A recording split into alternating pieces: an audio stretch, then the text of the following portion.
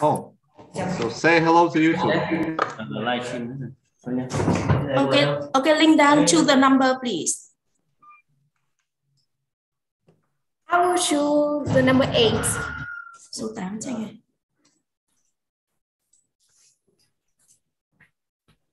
What's the more important, the appearance or the character of person? Why? So, okay, first I would take a few minutes to introduce to you about myself. My full name is Nguyễn Hải Linh Dan and I'm 13 years old. I'm a student at Lakewood Secondary School. And today I'm very glad to be here to talk with you in this public speaking contest. So today my topic is what is more important, the appearance or character of person. So I will tell you about this topic. Well, from my point of view, I think both appearance and character are very important. But look from different views, I think character is better and more important than appearance for some reason. Firstly, that character is the main factor for you to last the friendship. Well, I will take an example for you to understand about this. First, you make friends with a beautiful girl, no, gorgeous girl. But after a long time, you play with she, you realize that she's not good like you think. She's selfish, bossy, unkind, and that break the relationship between you and her. But another, you making friends but with people who are not good looking, but see very kind, friendly, that make you feel very comfortable and funny when you're beside with he. So I think that we can, I will tell you this, that appearance can easy to make friends, but character is the main factor for you to have a long-term relationship. The second, that when you play with the people who have a good character, you also can have a good influence. For example, I have a friend, she's not good looking, but she's very kind and confident, also very friendly too. So sometimes I, beside when I stay with I can feel very comfortable, friendly, and also be confident. Like right now, I'm very confident to be here because she had encouraged me a lot. And the last one, appearance can be the first impression, but I think that it will not last forever. It just lasts for your route. But character is last with you forever. It will stay beside with you. So, well, that is all about my topic about what is more important, appearance or character. Thanks for paying attention for my listening, my speaking. Okay, thank you so much. Okay, you have said that character is more important, but why are so many boys keen on physical beauty when choosing a wife or a girlfriend? Well, I think this is an interesting question because I think all the boys now, they always choose physical, beauty, like I said to you, the first impression. But I think this relationship will not last forever. Just about 2 weeks or 2 months, just about that. But if he choose the character, I believe that it will last forever. For a long time than appearance. Okay, I have a question. So, what do you experience? Do you experience any change in your behavior when you dress to impress? Well, I think that I feel more confident. The first impression is very important, that it makes me more confident. Like right now, I think I'm very beauty, that it makes me more confident to talk with all of you. Another, that if we beauty, we will, enjoy life happier and, have a happier life like that. Any questions? All right, I have another question then. Okay. Do you think there are any advantages when wearing latest fashion clothes? Fashion clothes? Yeah. If there are any advantages to wear when you're wearing latest, yeah. I think that it depends on our, views from looking it depends on our hobby. Well, I think that people who wearing old-fashioned, that is their style, and I think that someone will have the same style like that. I think it's no matter. Just we don't care about the other. We just believe that we are beauty and wearing what we want. It's our choice and freedom. So don't care about the other. Just believe that we are beauty. Just that. Thank you. I don't have any more questions. Thank Anybody you. else? Raymond Matt. So at the end? Ryan, Mas. Okay. Ryan, go ahead. What are a couple of traits that you think define a good character in a person? What are a couple, how would you define a good character in a person? How to find good character in person? How would you define? Defined. I think that I think it's a very difficult question for me because sometimes I don't know to define the good character. But I think that if we choose the friend who have a character, I said about we will have influence that we also have the character like that choose. So well, that is my question, my answer about this. Okay, thank you. Thank you. Thank you for your time. Oh, thank you. So Thank goodbye. you, Linda. Bye-bye. Bye-bye. Goodbye.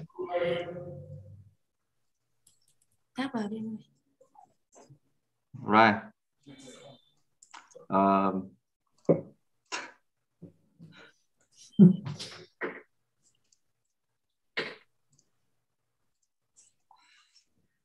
Interesting, yeah. Indeed.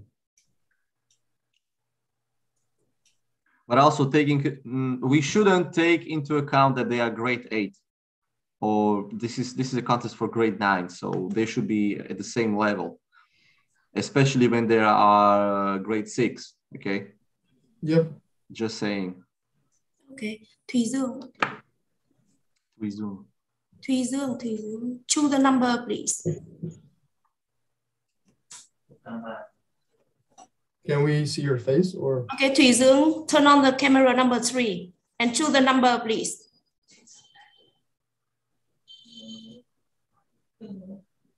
No. She has face, but on the next camera.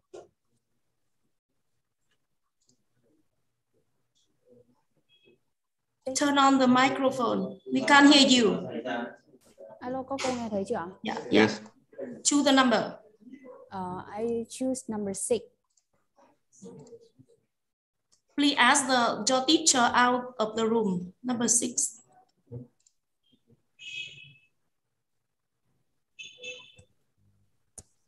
Con bắt đầu được chưa? Let's start. Good afternoon, teachers. My name is Trần Ngọc Thùy Dương, and I am a student at Phú Chicken Secondary School. My topic today is topic 6.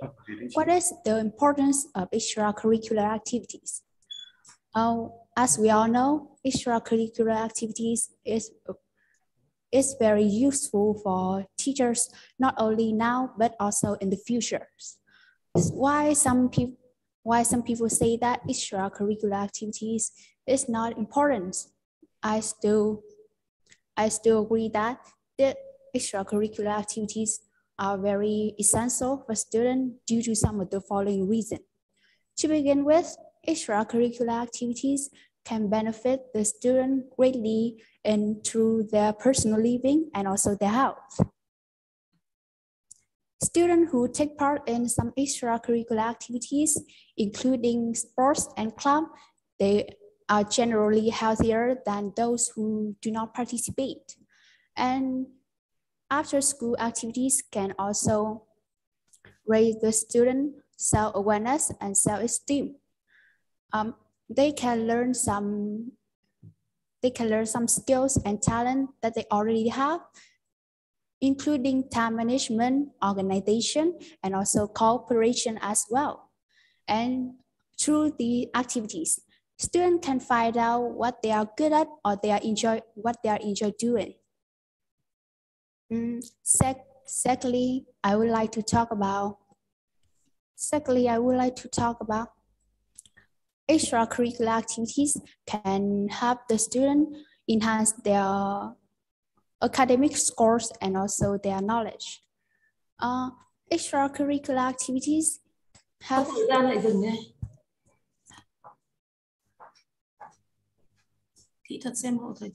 Okay, go on.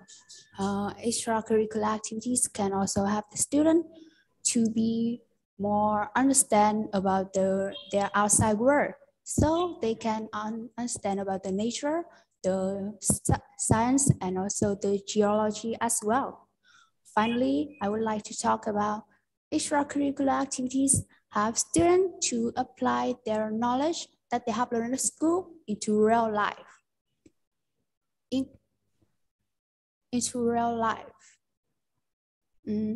For example, based on the knowledge in science that they have learned, students can create models and also new products.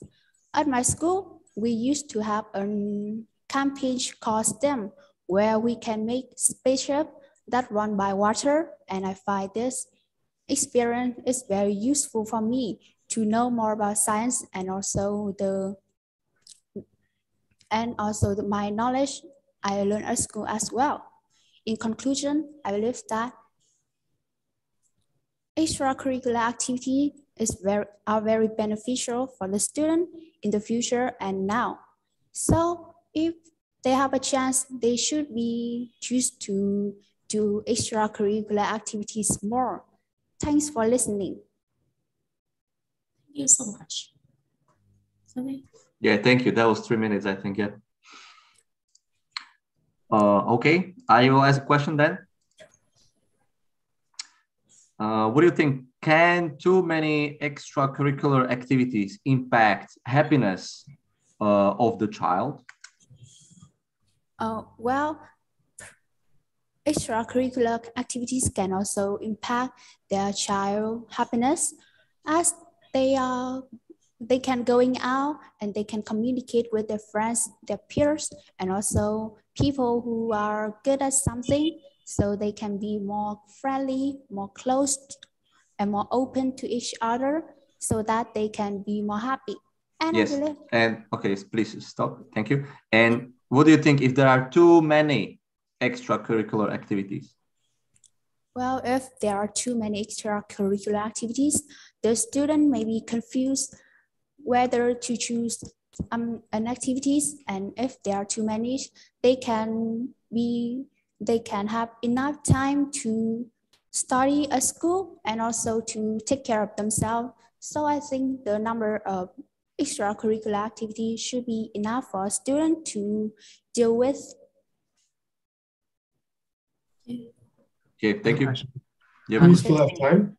Yes, yes. Yeah. I'm going to ask the question now. Do you think that your parents should divide your time, or do you think you should manage on your own? Well, I think about I will divide my time on my own, because through these activities, I can make a timetable or I can make a schedule, so I can learn about time management, which is very beneficial for me in the future. Okay. Mike? How would you encourage other students to get involved in extracurriculars if they are not? To encourage the student to join extracurricular activities. If they are not, I will show them how happy I am when I join the activities, and I will also talk with their parents about the importance and the benefits of the extracurricular activities, so they can talk with their children to join them and to join with me as well. Okay. Okay, thank you so much. Thank you. That's it now. Thank you. Thank you. Thank you, Zoong. Bye-bye.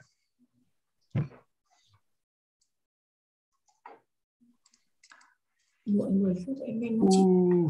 Các bạn nói.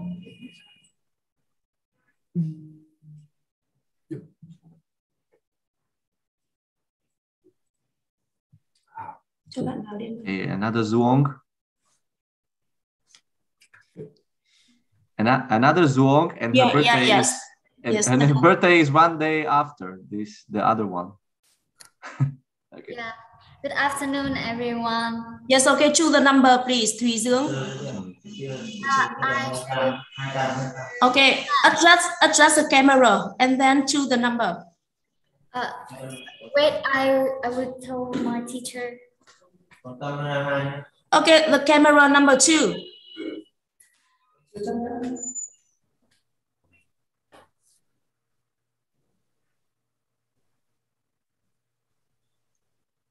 Sorry, wait for me. I will tell my teacher. Right. Ôi, này chứ.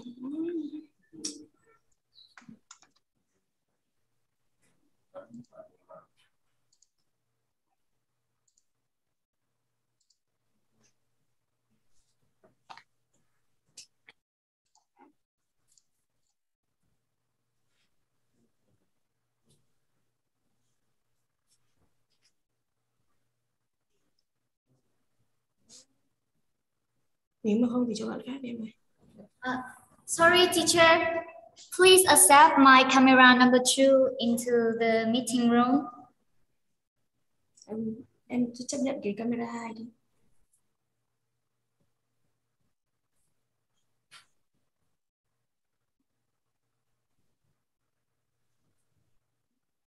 All right, here we go. Yeah. Sorry for wasting your time. No problem. Okay, please choose a number. Choose the number, please. Yeah, I choose number 10. Số 10 đi em ơi. Okay, please.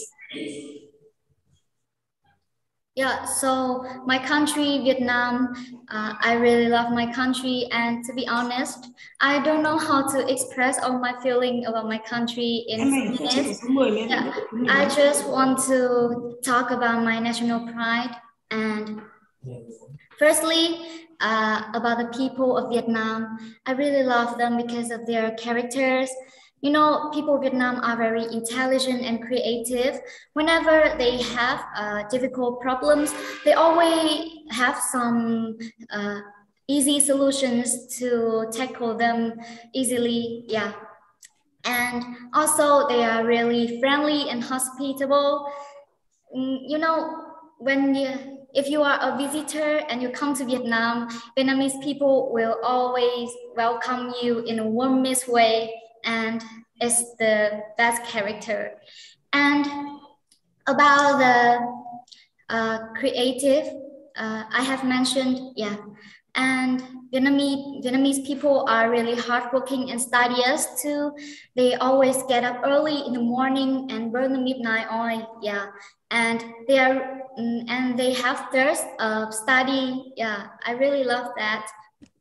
And about the heroes in the history, you know, Vietnam has a long history.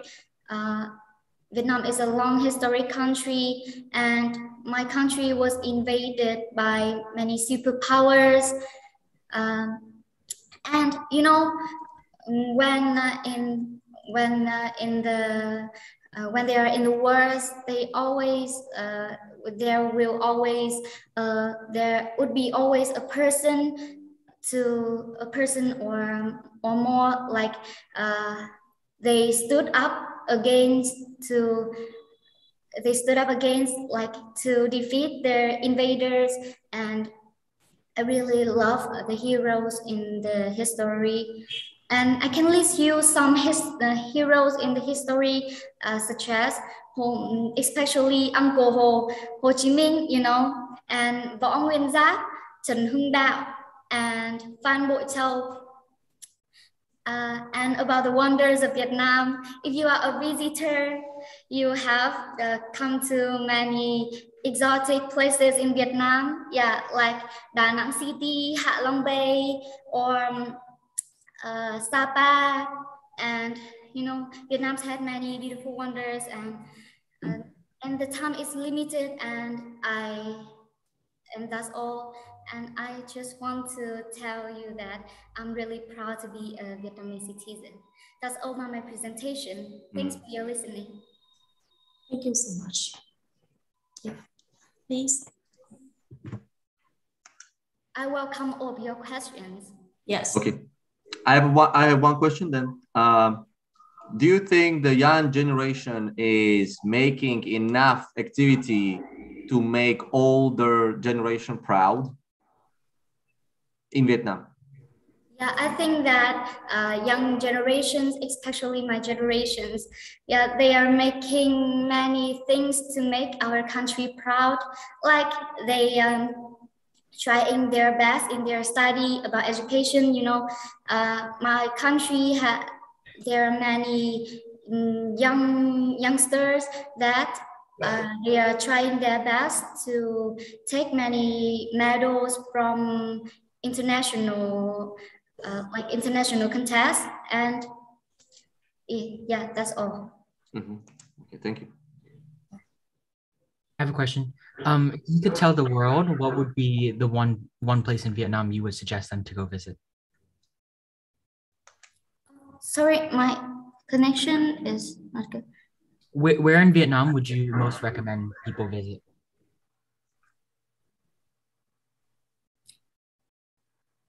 Sorry, I can't hear you. Where in Vietnam would you recommend people go visit? Now I can hear you. Sorry for wasting your time, but yeah, I highly recommend you Hạ Long Bay. It is located in Quảng Ninh province, and it has many islands, especially Tuần Châu Island is the most famous island in Hạ Long Bay. And I will talk about the people in Hạ Long Bay. They're really friendly and hospitable. They always welcome tourists in the warmest way. Yeah. And about the food, I really love food, and the food in Hạ Long is really delicious. To be honest, my family can't afford to go to Hạ Long Bay, but I have read many articles in the internet about Hạ Long Bay, and I love the food and people of Hạ Long Bay, and I highly recommend you to visit it. Okay. Yeah. All right.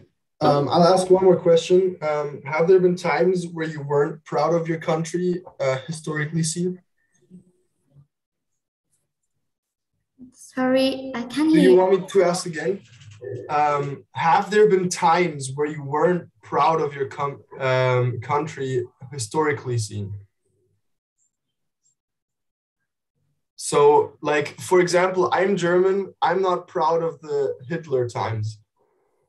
So is there something like that for your country? Something like I'm not proud of my country? Yes. No.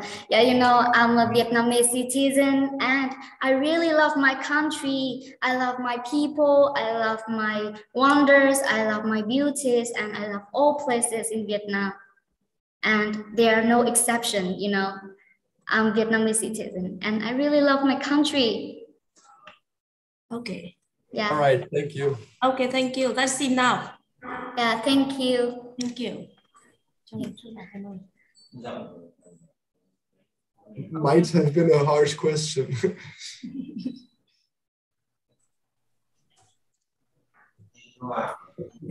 Em cho bạn vào demo. All right.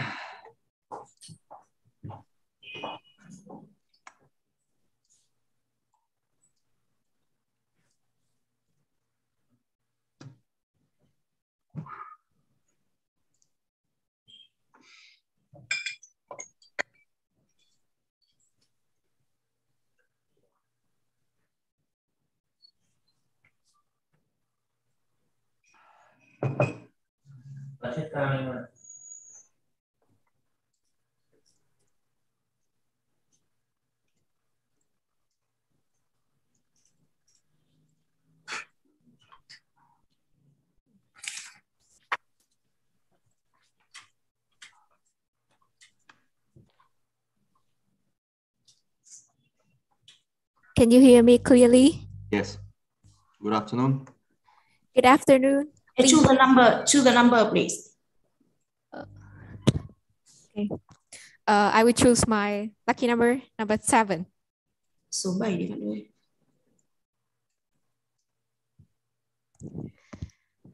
So I'm gonna start.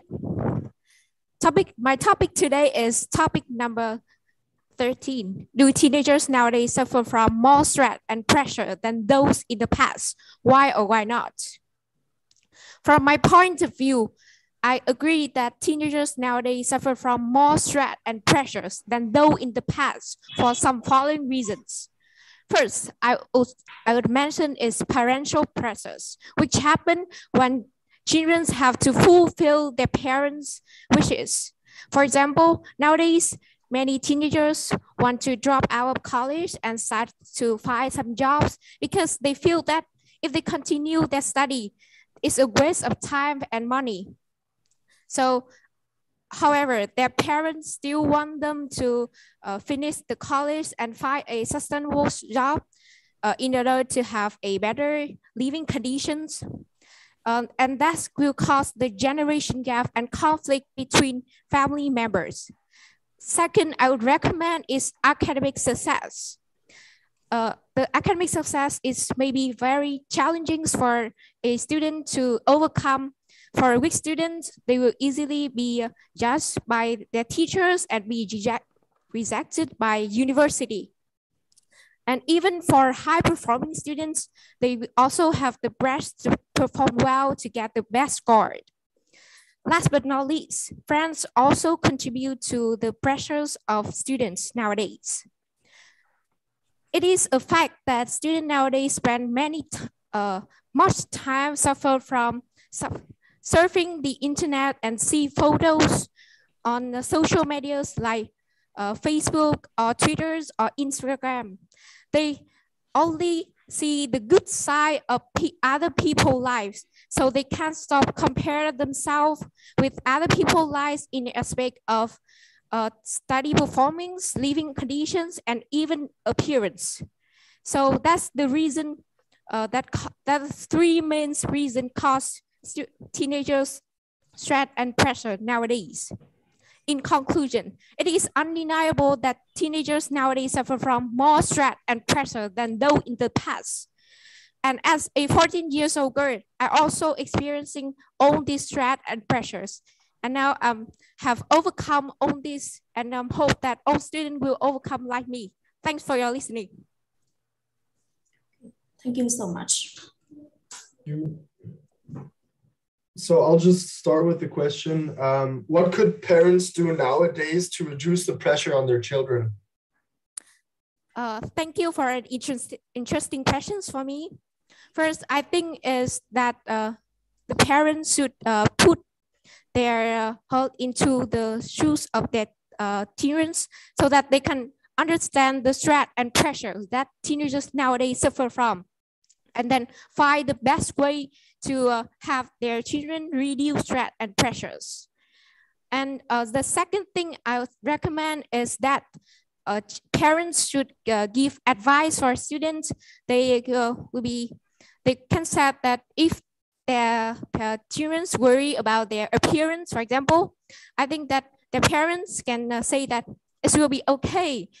Even the clouds rain, when things gets heavy, you will shine in your own ways. So I think it's the two best way that parents can along with their children to overcome own stress and pressure in their life.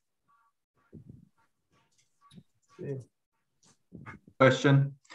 Do you think that stress and pressure is important for achieving personal goals or dreams? It's such a difficult questions for me. I think that the stress and pressures may contribute to student future. I mean that whether it's healthy or not, healthy competitions in schools may make students, that cause students to perform well. And if they get the prize in some competitions, they will be more confident about themselves, about their ability. And however, if the stress and pressure is over, it can become a burden on students. They will become stressed and anxiety, and even I think the worst situation is suicide. Yeah. Okay. Thank you so much. Okay, that's enough. Thank you. Thank you again. Thank you. Thank you, Giang. Bye bye. Bye bye. Em cho bạn khác vào điểm này.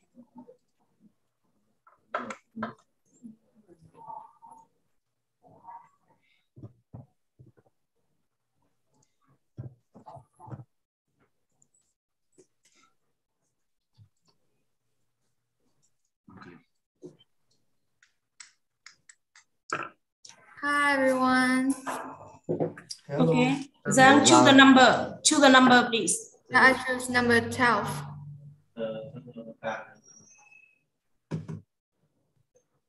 Cam đủ chưa em? Number 12. Number 12. Yeah. Okay. Please turn on the camera number 3. Camera number 3. Yeah. With my teacher. 12 em ơi.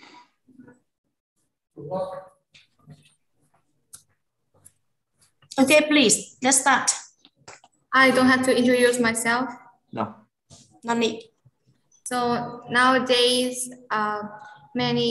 because of in general, media refers to the tools of mass communication. Media today consists of television, magazines, fax or direct mail, and so on. And there have been a question that many people think that the increased use of digital media may result in the decline of social skills among teenagers. So from my point of view, I totally agree with this statement. So the reasons which I will mention below will justify for my point of view. So firstly, I think that digital media can destroy communication among teenagers because, there are many interesting things available on social media, like, some apps like Facebook, Twitter, and so on. And therefore, those social platforms will tempt the teens to use it for hours, and they won't spend any time for their family members and friends, so that they just confine to their room and spend much time in front of the screen. And moreover, I think that using social media too much can lead to like a time management skill, which is a really vital skill for teens nowadays, because some teens, they becomes addicted to social media easily, and therefore once they become addicted, it's really hard for them to come out. So therefore they don't know how to manage their time using social media, and they just waste their time sitting in front of the screen and don't do anything else, like they don't spend time for their leisure activities or maybe some other actions. So I think because of the reasons above, I think that the increased use of digital media may result in the decline of social skills among teenagers. And I think teenagers should reduce their time using social media in order to not become addicted to those platforms. Yeah, that's all about my presentation. Thanks for your listening. Thank you so much. I have a question. What age do you think students or young people should get social media? Yeah, I think the best age to get access to social media is about 13 years old or more, because at that age, those teens are wise enough and they can distinguish the right or wrong things, and they can be responsible for their activities. And also, they can protect themselves from the fake news or information on these social media. And also they can manage their time using social media, because primary students, they can become addicted to social media easily because they aren't wise enough to know the wrong or right things, and they just play games on social media. Yeah. All right, I'll ask a question. Let's just say a person is really addicted to, for example, a smartphone. What can their parents do to reduce their screen time? Yeah, I think that's a really controversial topic nowadays, and I think their parents should reduce their time by, they can supervise them, and they limit their time by, set some sessions, like after playing video games or sitting in front of the screen for an hour or just 30 minutes, their parents can set them a session so that they can have a break from using social media, and they can also,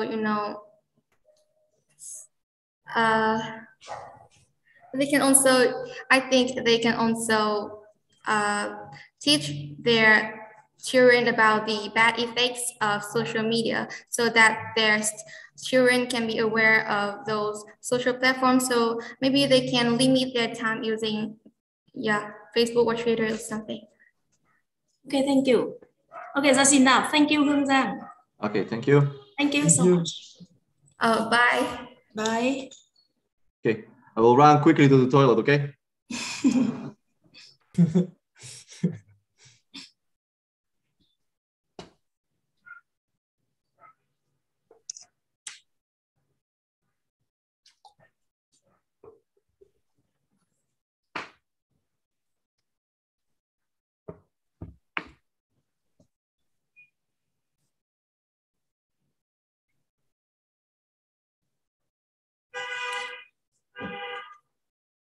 Hi, good afternoon. Okay, choose the number, please. I choose number 2.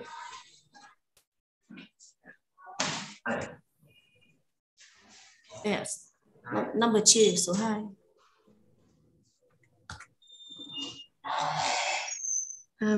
Yes, so nowadays with the development, with the world is developing rapidly, also in the field education, I think that teenagers nowadays suffer from more stress and pressure for the following reason.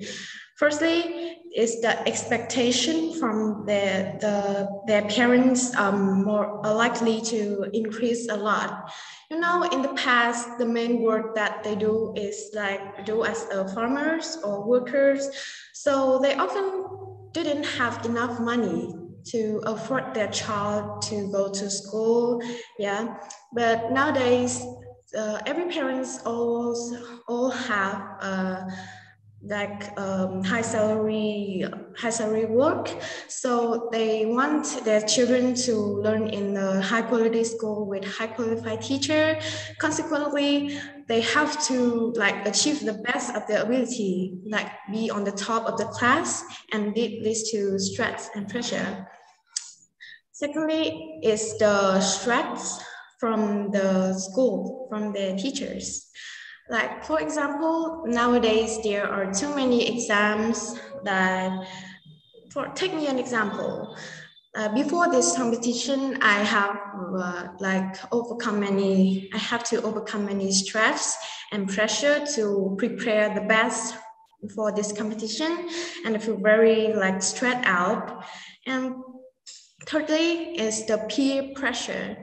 The environment in the schools today is so competitive that students have to try their best to be on the top, as I said, and other people, other students, they don't want to study.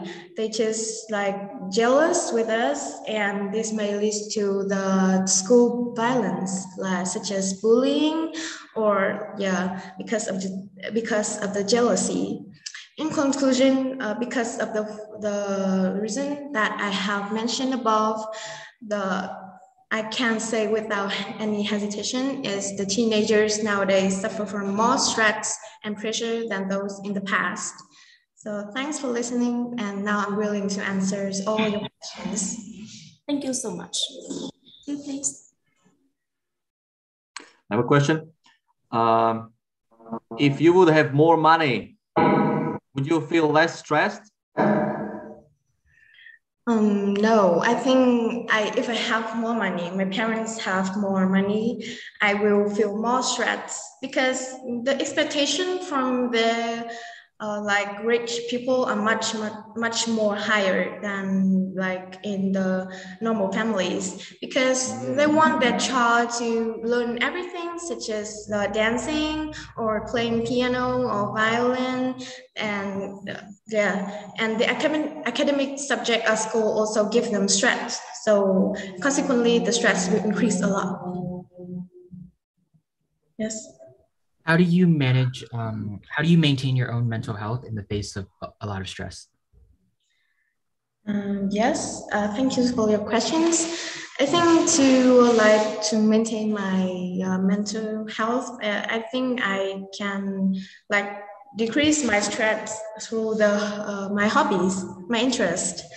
For example, I can keep knitting whenever I feel stressed, or I can watch movie, I can listen to music that make me feel more relaxed and to think. And moreover, my friends also suffer from stress, so we are very we are always tell each other my stress and her stress to tell each other how to solve it.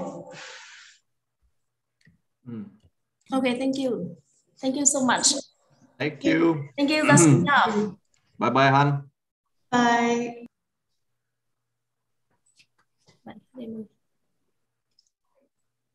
See, we are going faster, right? Yeah. Yeah, okay. Nice. Because I came from the toilet and already there was like the distance. Right.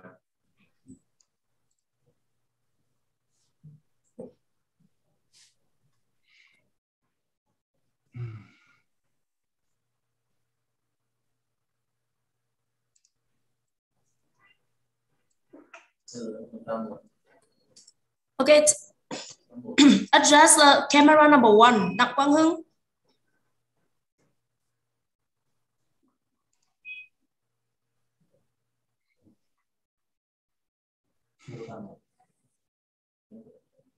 Okay, camera number 1, Đặng Quang Hưng. Okay, we can't see camera number 1.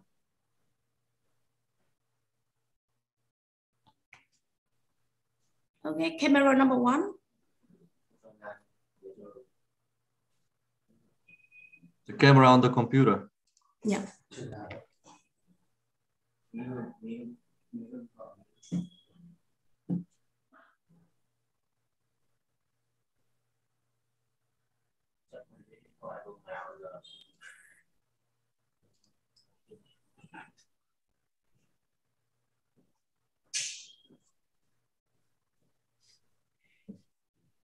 Em cho bạn khác vào đi em. Em cho bạn khác vào nha.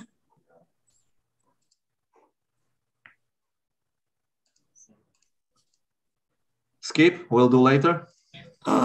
Okay, maybe there is something wrong with camera for that contestant, and now we admit another contestant. Okay. Hey, good afternoon, everyone. It's nice to see you all today.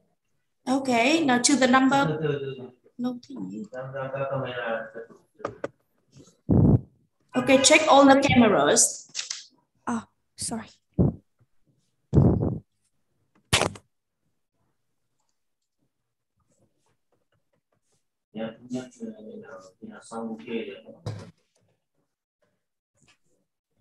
Hey, excuse me, guys. My second camera hasn't been accepted yet. Camera số 2 có vấn đề. We can see it. Or is it the wrong camera? Okay, wait a minute, please. Okay, but the organizer requires 3 cameras. Yes, okay. Okay, chưa? Okay, choose the number. Khánh Huyền, please. Okay, now I'm gonna choose number 30. 30. Yeah. 30. 30. 30. Sorry, 30, sorry. Number 30. 30. Yeah, 30. Em, chị xin lỗi, 30. Cái lại được không? Okay. Today, I'm so happy to be here and present my topic, which is topic number 3.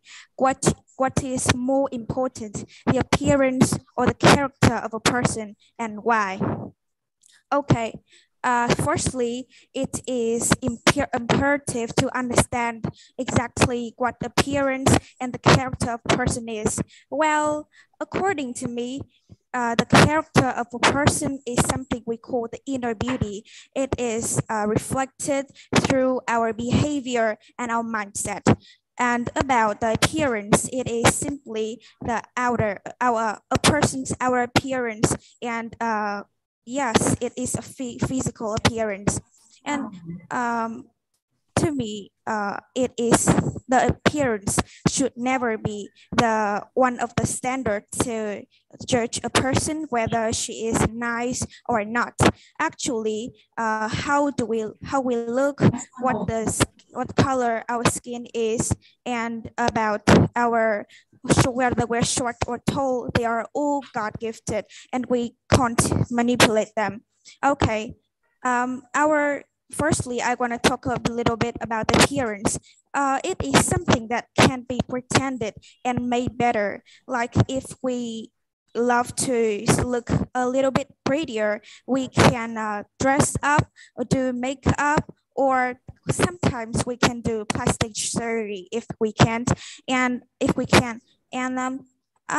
about the character, it is in contrast as we can't change them.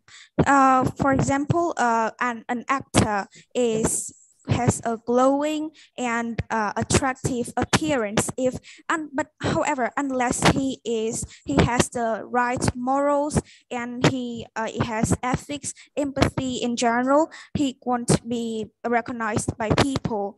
And I admit that in some cases, our appearance is important. Like in fashion shows, we must show that we are pretty, and how we walk will be judged by people, right? However, our appearance is not enough. The point here, for example, the Miss Universe. The Miss Universe is universal, right? We are judged. All the contestants are judged their character through some answers they give to the questions given by the organizers. Okay, in conclusion, I gonna conclude by saying that a character, according to me, is much more important than the appearance, and therefore we should learn to improve it. Thank you. Okay, Vũ Khánh Huyền, you adjust the microphone because of the echo affect the voice, so we cannot hear very clearly. Put it further from your mouth, okay? Yes, further. Further, so that's we can hear you. Right, okay. Further. Let's try 1, 2, 3. Yeah. Okay. Now it's better. Okay, thank you. All right, I'll just start with the question. Are there any disadvantages for people who are wearing really torn up clothes in our community? Wearing torn up clothes? Torn up, so really damaged, really old clothes. Can you please repeat the question, please? Are there any disadvantages for people wearing very torn up clothes? Oh, torn up clothes. Okay, thank you for the question. But it sounds a little challenging for me. Oh, sorry, but is it echoed right now? No, it's good. Don't worry. Good. Okay, thank you. Well, let me answer the question right now. The people, it is important to improve our character. However, our appearance should not be overlooked. Sometimes our appearance is reflected, is something to reflect our character. As if for example, if a person is tidy and they are I mean, they are polite. They will try to wear the clothes that makes them look pretty to satisfy people's eyes. Mm-hmm. Okay, I have a question. What makes you say that someone is charming? Oh, charming, according to me? Yes. Well, I think that everyone's beauty standards is different from another people's. Thank you for the question first. And this is my answer. Okay. And according to me, a charming person, is someone who is polite in both their appearance and their character. Furthermore, it will be better if they are their inner beauty. As I've mentioned before, their personality is good. They are humorous. Yes, I extremely like the humorous people. It will be much better to me. They will be so charming for me.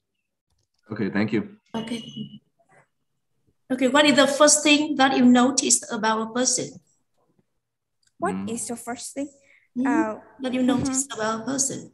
Well, to notice about a person, I admit that I sometimes notice their appearance first, but yeah, it's something that hit my eyes. Oh, okay.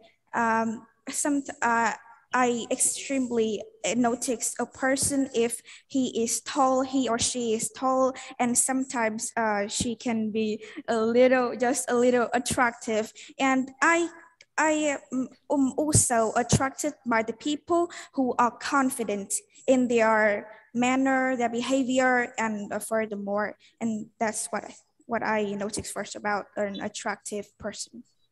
Okay. Okay, thank you. Okay, thank you. That's enough. Thank you so much for the questions. Have a nice evening and have a nice day too, Quyên. Thank you.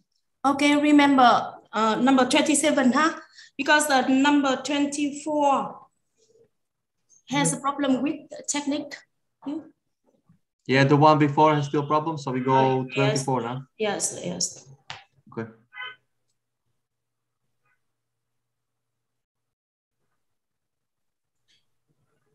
Now it's 24. Okay. Hello. Okay, come to that. Yes. Yes.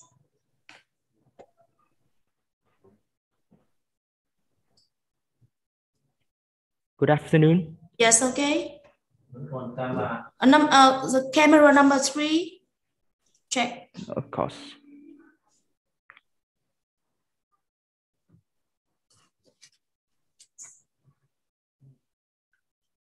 Vẫn chưa có camera bạn ơi. Camera 3.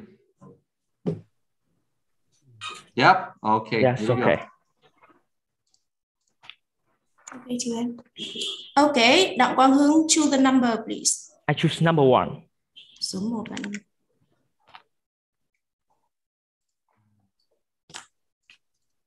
Okay, let's start.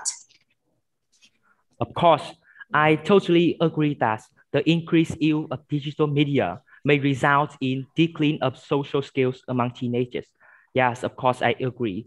Because firstly, the popularity now of the mobile phone seems to unstoppable now. Every teenager use their phones freely at schools, at home. They are interested in the games on the internet, and sometimes they can ignore their families, ignore their school, ignore their homework. I think it will result in decline of social skills. When they are too focused on the mobile phones, they won't have enough time to participate in the outdoor activities, which is reduce their social skills. Secondly, they will have less time to communicate with their friends, their families. It will reduce the quality of the communication. It will cause the breaking communication among friends, among family members. As you know, in a dinner, people are designed to have meaningful dinners, family members talking together. Yes, but now the teenagers are just have their eye glued on the phone screens and ignore their grandparents, their parents. Or if they want to raise conversation, the teenagers have a tendency to work talking about something trendy, something famous on the internet or the TikTok, but the old just want to talk something about realistic, such as daily life. Finally, the disadvantage of the mobile phones is sometimes very toxic and very harmful to students, because cyberbullying now is very, very heated and serious problem among schools. Students can easily get cyberbullied on the internet. They will threaten them. They will be stressful. They will be threatened, and sometimes they will have a sign of going suicide, and it's very dangerous. So I think teenagers should use less or use the mobile phone, laptops, smart devices, balance and suitably in order to avoid some bad advantages. Thank you for listening. Thank you so much. Please. Thank you. Question. Do you think love relationships are affected by the use of digital media? Yes, I've mentioned above. In families, it easily cause the breaking communication among family members. When every family members focus on their phone, they won't have a tendency to talk with each other. Sometimes, if they have a chance to go outside with each other, they just focus to posting their photo on the forums such as Facebook, Instagram. They will express their love at the caption, but in fact, they even do not care about each other. They just artificially show their love in the caption, but actually they didn't pay so much attention about their family member. Do you see any benefits at all to digital media? Of course. The use of digital media also presents some advantages, such as connecting people from long distance. As you know, the use of media socials have tremendously promoted and facilitated the communication, such as businessmen can use mobile phones to negotiate with their customers without traveling so far to meet face to face, or parents can know where their kids now anytime without paying so much effort. So I remember that in the past, my parents used to make efforts to move for such a long distance to meet their friends at some cafe, but now just with some click on the laptop, they can easily make some phone calls, Zalo calls with their friends at home. Okay. Anybody else? Question? Okay. Thank you so much. Thank you. Quang Han. Yes. Thank you. Goodbye. Bye. Thanks for listening.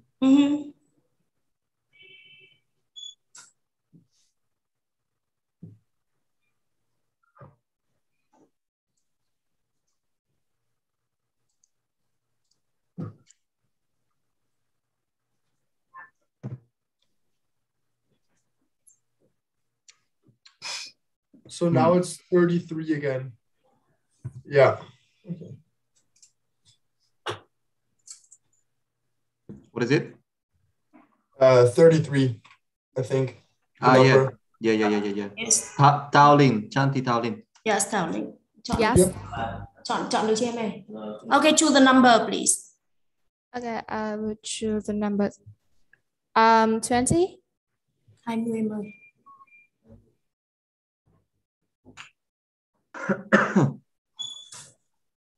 Okay, so according to the worldwide statistic, an estimated 75% of the adults worldwide are now suffering from the fear of public speaking. And I was once also a student who who once had the fear of public speaking. And today I'm gonna give you some tips that can help you to speak confidently in public.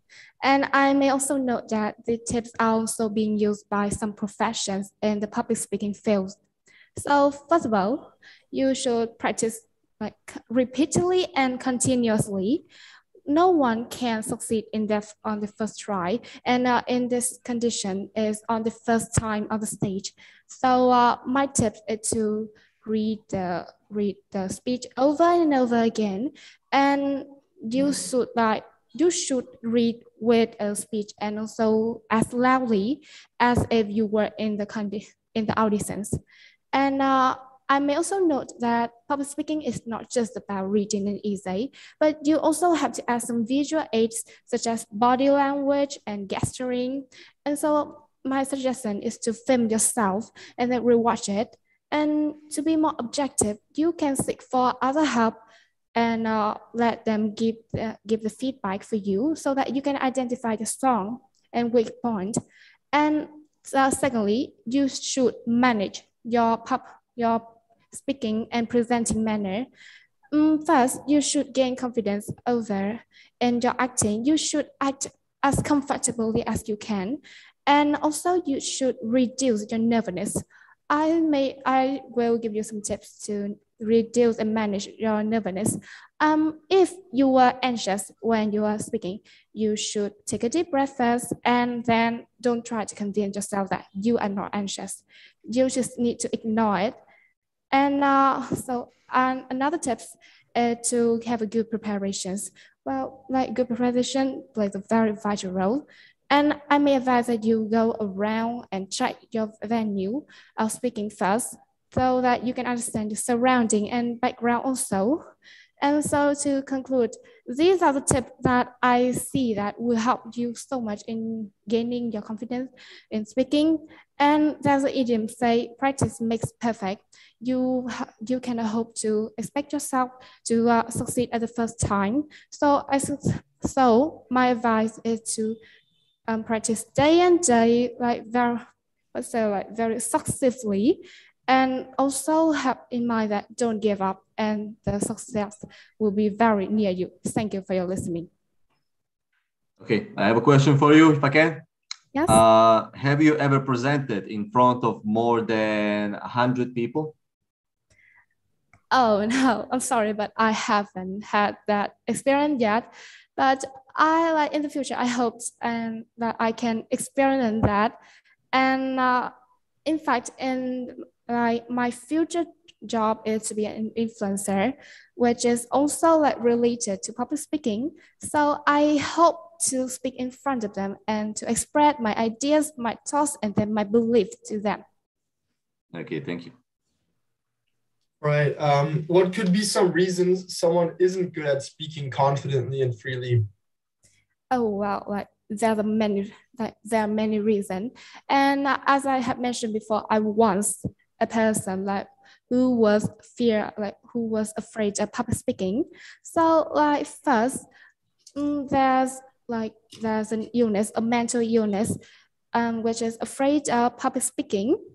And also maybe the person haven't prepared their speech so carefully, and they suspect about the speech. Therefore, when they stand on in the stage, they may while they giving speech, they may afraid that whether the audience down there will gossip about them. They give the comment that he or she are doing so bad, and then it lead to the nervousness and anxiety. Yes.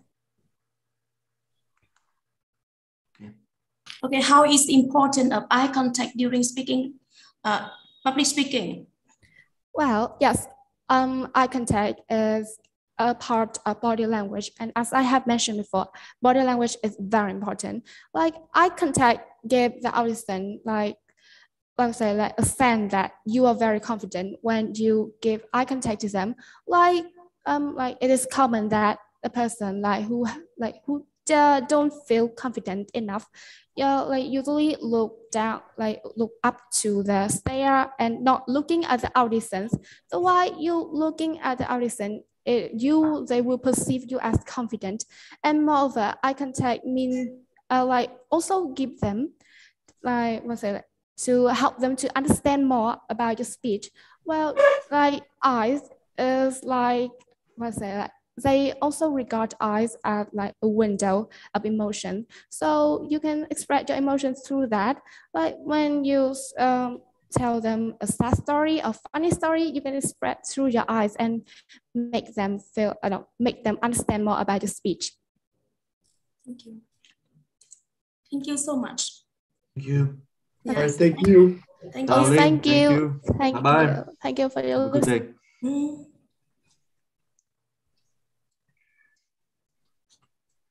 Do we still discuss the things like we did for the first three, or should we not do that anymore? Do you need to discuss? Because Mr. Kiat asked me, we only discuss after three contestants, the first contestant. Okay, that's fine too.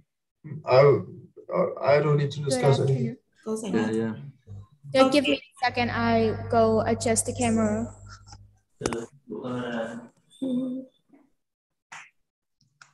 Okay, I think so. When we have a break, after the number 39, yes, okay. Yeah. I will. We have I will choose number 3. Number 3. 3, yes. So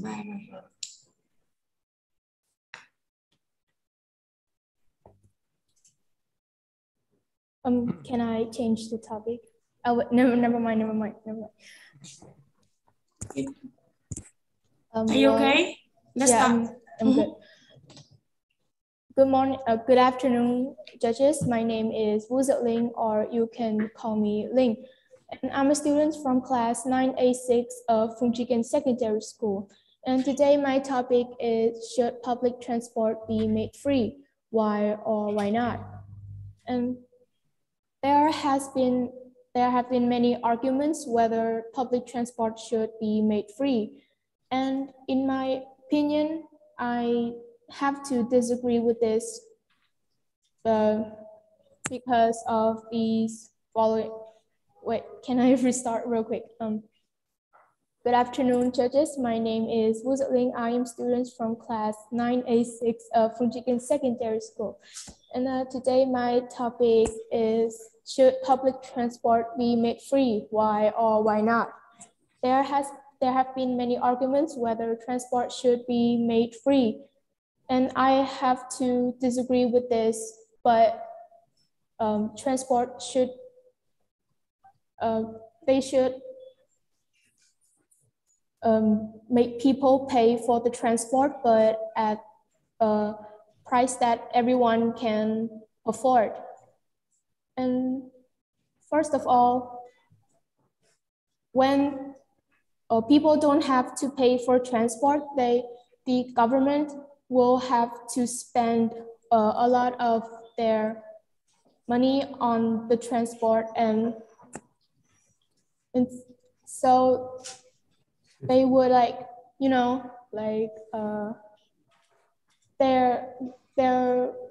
they would spend more money on the transport than they would on other field like health or education. And secondly, when the public transport are free, people would take it for granted and they would not appreciate appreciate the quality of these, and they would not take responsibility for their actions when they ruin something on the transport. And however, I think that public transport should make people pay, but at a reasonable price, especially for poor people, because they also have to go from this place to that place. And okay, that would be all. Thank you for listening. Thank you. Thank you. And question, Martin, please. Yes. So, do you use public transport often? Well, no, I don't really use often because my parents are very strict about how I go out, and they would not allow me to use public transport because, you know, I'm a grown-up girl and they would be afraid of many adults. Okay. Okay, I'll just ask a question really quickly. Do you think the safety would decrease if the transportation would be free? Well, definitely, because there will be many bad people who take advantage of the free transport to get on the ride and then disturb other people on the transport as well. Mm-hmm.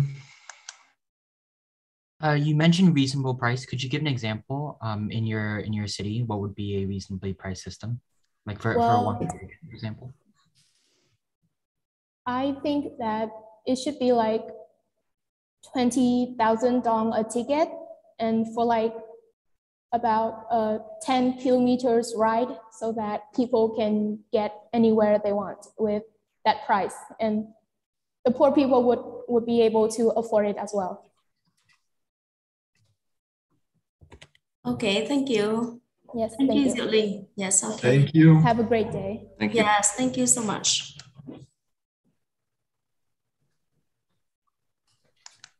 Cho bạn khác vào em ơi.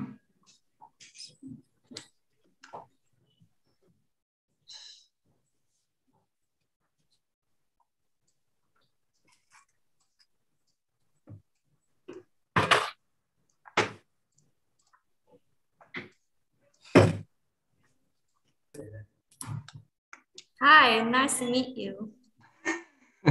Yes, nice to meet you. Hello, Mai. Okay. Chọn được cho em ơi. Chọn được cho bạn ơi. I choose the number 18. Okay, wait, please. Okay. Which number? 18. 18, 18 bạn ơi.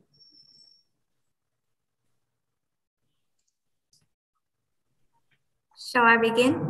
Yeah, let's start. Yes, please. The COVID-19 has affected a lot of things of our life.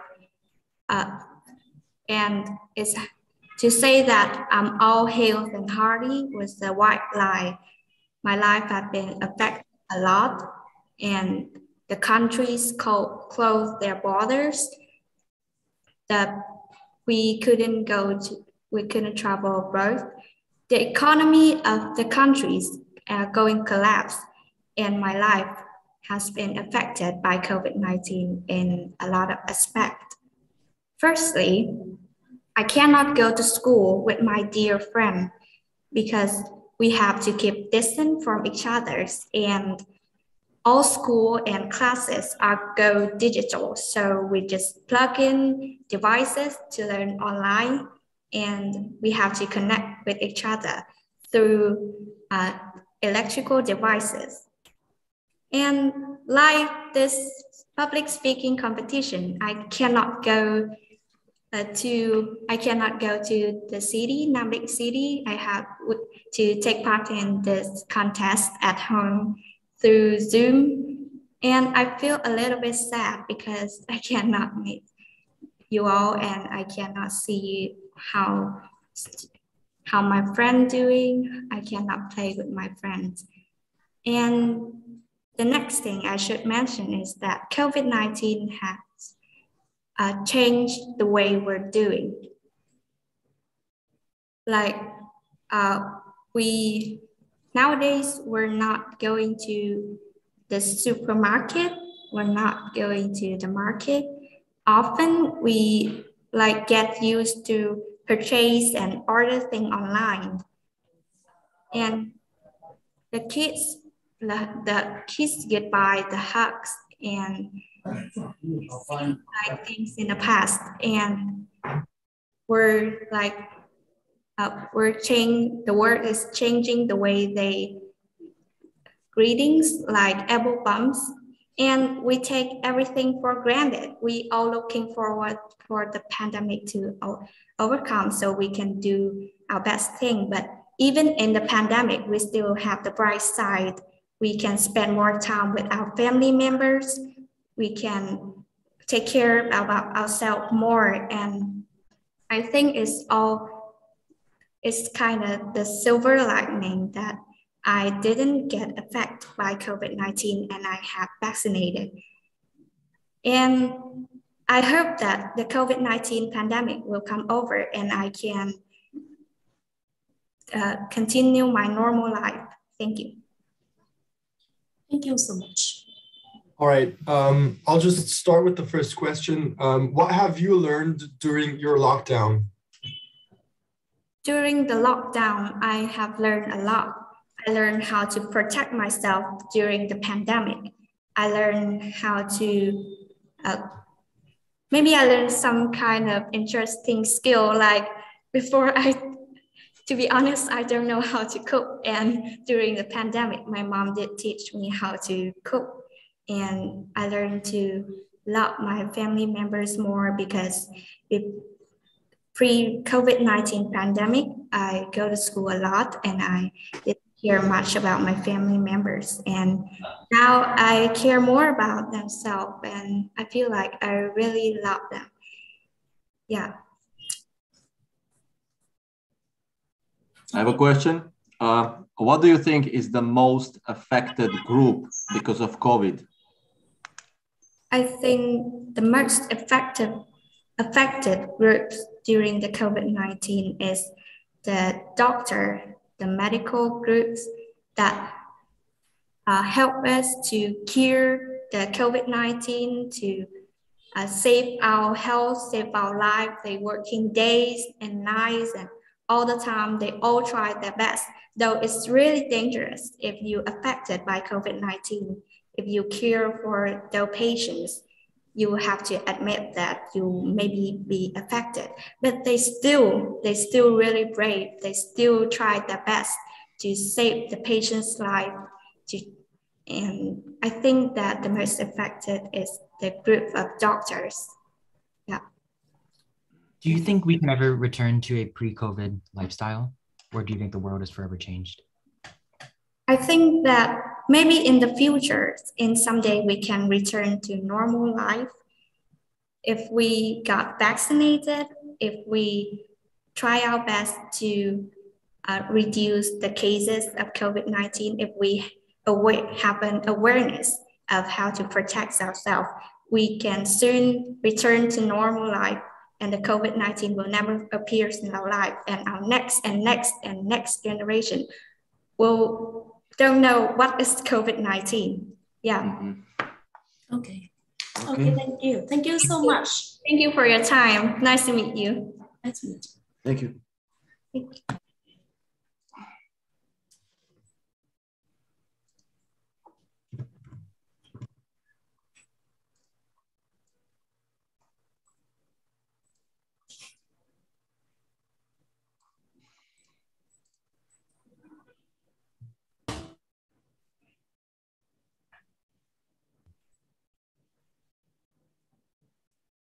Okay. So after me, we will have a break. This will go after me. Yeah. Yeah. Okay. All right. Okay, Ming, choose the number. I think we need the camera, no? Yes. Chị chưa nhìn thấy mặt cháu. Which cam, please? Okay. Camera number 1. Yeah. Okay, all is okay now. Okay, choose the number. My internet says that is not the problem. Okay, choose the favorite number on the screen. Can you hear me? I choose number. I cannot hear you clearly. Okay, choose the number. I think I should choose number 15, please. 15. Okay, 15 em. Excuse me, I think my internet have problems. We can hear you perfectly. We can hear you clearly. No, I don't think she can see the question. With the camera too. I can. Okay, let's begin because we can hear you clearly. I can hear everyone clearly now. It's lagging. It's lagging, yeah. Yeah, you can see on the camera too. Okay, don't worry. But her second camera seems to be good. I don't know. Yeah. That one.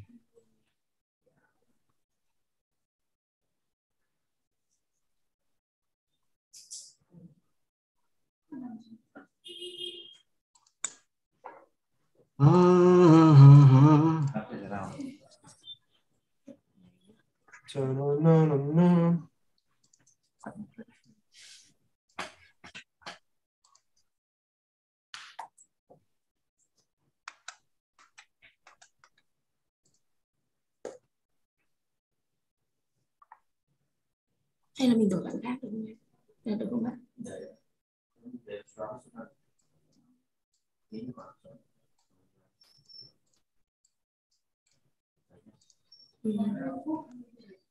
Ngọc Minh, prepare for the technique.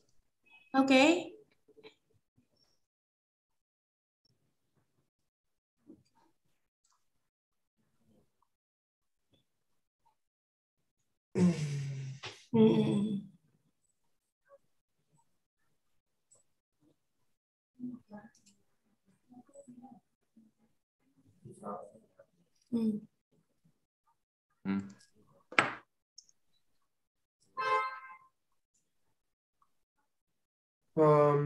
I'm sorry. There is something wrong. Okay, so we skip this one, yeah? 39 is in the waiting room. Okay, 47. 47, please. All right. Okay. Because Thu Nguyen. Yeah, Thu Nguyen. Yeah, good at Vietnamese.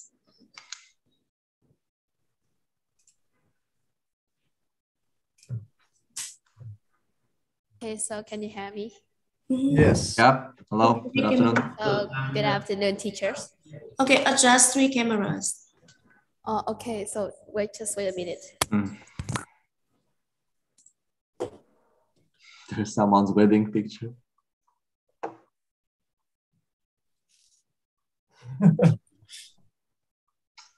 Right. Sorry about. Okay, choose the number, please. Maybe I will choose number 28. 28 bạn ơi. 28. Okay. Shall I start now? Yes. Yeah. Yes. Okay, so hello, teachers. My name is Ha Tung Nguyen. I'm a member in class 988 of Challenging Secondary School. And now it's my pleasure to be here with you guys today and have a short presentation about my topic, which is topic number 4. Is there value in homework, why or why not? So as you guys know that every student in the world have homework during their school life. So there's a debate that is there any value in the homework, why that, and should students do homework? Many people agree with this point of view, but to me, I think homework have both pros and cons, and now I'm going to explain why I think that. So as you guys know that the school life is very difficult as you have suffered from it, and too much during the study time you have suffered from many difficulties, from peer pressure to competitions to the much of knowledge that teachers had put into you, and then students are very stressed and they need a maybe relaxed time after each lessons. But too much homework can really affect badly on students' mind because they don't have enough time to go outdoor and maybe be themselves, enjoy their free time and develop their own interests. They have to spend their free time at home and complete all the homework and have to burn the old night until 1 to 2 a.m. in the morning. So that make me feel like I am a student myself. So I know how students feel when they have a lot of homework to do. But on the other hand, you know that every coin has two sides, and with the considerable amount of homework can have students to like practice the lesson they have gained from the teachers, reveal their lessons and knowledge that maybe like one forget it for such a long time. And so to my opinion, I think that homework has both pros and cons, and taking a considerable amount of homework can really help the student a lot in their school life. So yeah, thank you for listening. That's only my point of view. So now I'm ready to answer your questions. Okay, I have a question. What would you do if your classmate asks you to copy your homework? Well, that's an interesting question, since that is common issues in Vietnam right now. Sorry about that. And maybe like, I'm a student, so I understand that there are sometimes there are difficult homework that I cannot do, but copy I think is not like it's not suitable. So I might show them how to solve this, but I won't let them copy mine, because what if I'm wrong and they will copy mine and they're wrong too? I see. All right, I have another question. Do your parents force you to do your homework, or do you manage on your own? Well, now I think it's an interesting question too, because we are now still a kid and we still want to play more. Well, I'm gonna go out to play, but now I'm an adult myself. So I think I now know that the knowledge is very important to me to get a high job, a suitable job in the future, like high salaries or something, bright future. So I think now I can control my study time. I have to balance my study time and my free time. So yeah, I think that I prefer self-study than let my parents force me to go study. All right. Okay. Okay, thank you so much. Oh, well, thank you so much for spending time with me. So have a good afternoon. Thank you too. Bye-bye. Okay, we have 5 minutes for brief break. Okay. 4 minutes? 5 minutes, okay. 5 minutes. Okay. Yes. Okay. 5 minutes nha.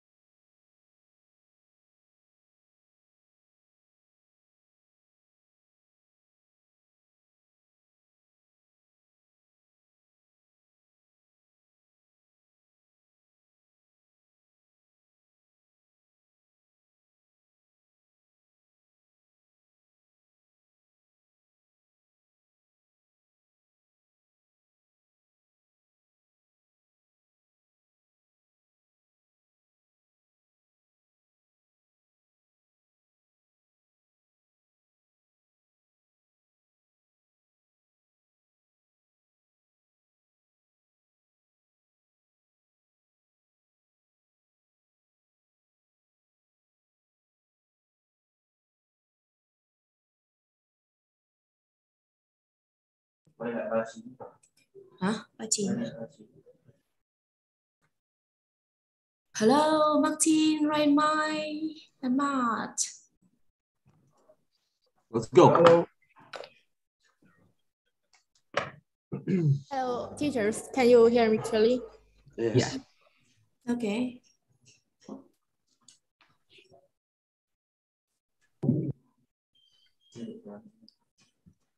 Ok chưa? Cam bị em. Được 3 cam chưa ạ? Okay. Choose the number. So I choose number 25. 25? Yes. Yes, 25. 25. Okay, the topic number is number 7. What are the pros and cons of online learning? I'm to this topic. I'm very happy because it's a really serious problem of now. So online learning recent years because of the pandemic have already very popular in every countries all over the world. And in these presentations, I will talk about both the negative and positive side of online learning. So on the first place, I will talk about the positive side. Online learning have the most various information for us to search for. It's very easy for us to find any information on the internet. And also it helps us to learn in the distance because in this middle of the pandemic, we have a hard to go to school. Because of that, every school in every country have used the technology to carry out the online learning to keep the student up to date to the informations. And last but not least, the positive side of online learning is that we have choose the zero schedules for us to learn every favorite course that we like we have the choice to choose. We don't have to learn the subject we don't like. And on the other side is the cons of online learning. The negative part, I think, is the most important is our health, is impact our health. When we stare in the screen too much, it will lead to some eye disease like short-sightedness or dry eyes. We can also feel tired because of sitting in the same place all day. It will lead to the physical health. We cannot have chance to go to outside, hang out with friends. And also, it also have impact on our communications. We don't have chance to communicate face-to-face with our friends.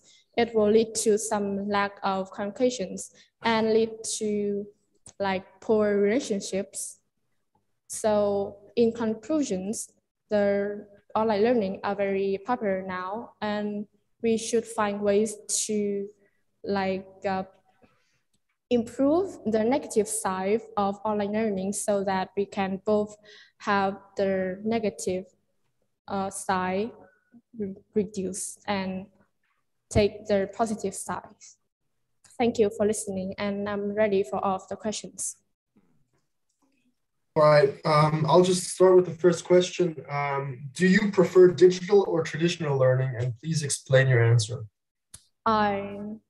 There's a really interesting questions, but I really prefer traditional study because when I go to school, I can communicate with my teachers and friends. It really affects my results because I compare it now. I think that when I can trade my knowledge to others, I can remember it longer than just learning through screen, make me bored.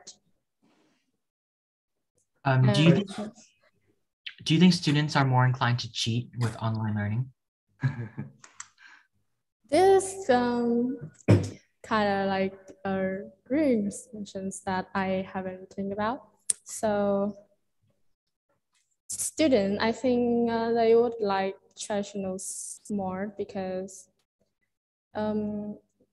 you know, they I think they used to like more like talking with friends, because cheating on online learning kind of hard, because like, you know, now like 3 cameras, and I don't know how to cheat, because cheating on traditional school is very popular. Yeah, I think student wouldn't probably cheating through online study. I have a question. What can you make more fun for the online lesson? What can you do? What do you think can be done to make online lesson more fun? Oh, I think online learning is already, feel bored, but I think they do some way for teachers to make it more fun. Like one of my teachers, she sometimes turn on some popular music songs for students to listen, or we can also have some tips to improve our technology skills. Online learning make fun, I think, is have a little chit chat in the middle of lessons if we feel too tired. And yeah, our parents do have say that we should also take a break in the middle of lessons to relax our mind and eyes. But yeah, I think it's still a hard thing to make online lesson more funner than traditional study. Okay, thank you. Yeah. Any more questions? Okay, thank you. Thank you. Thank you so much. Thank you for listening. Yeah. Have a good day.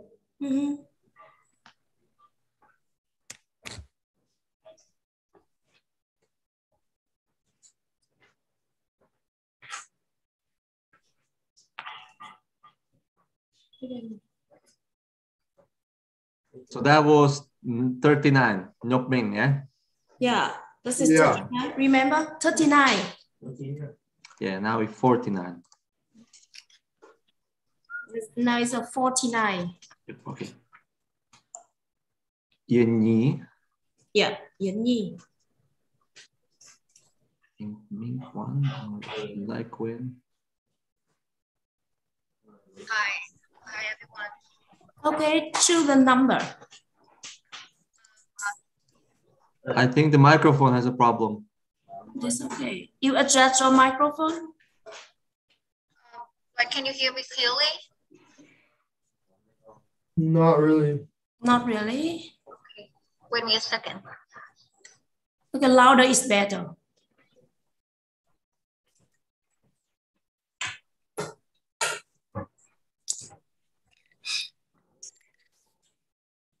Can you hear me? Yes. Okay. I will choose the number 24. 24, 24. Vâng, 24.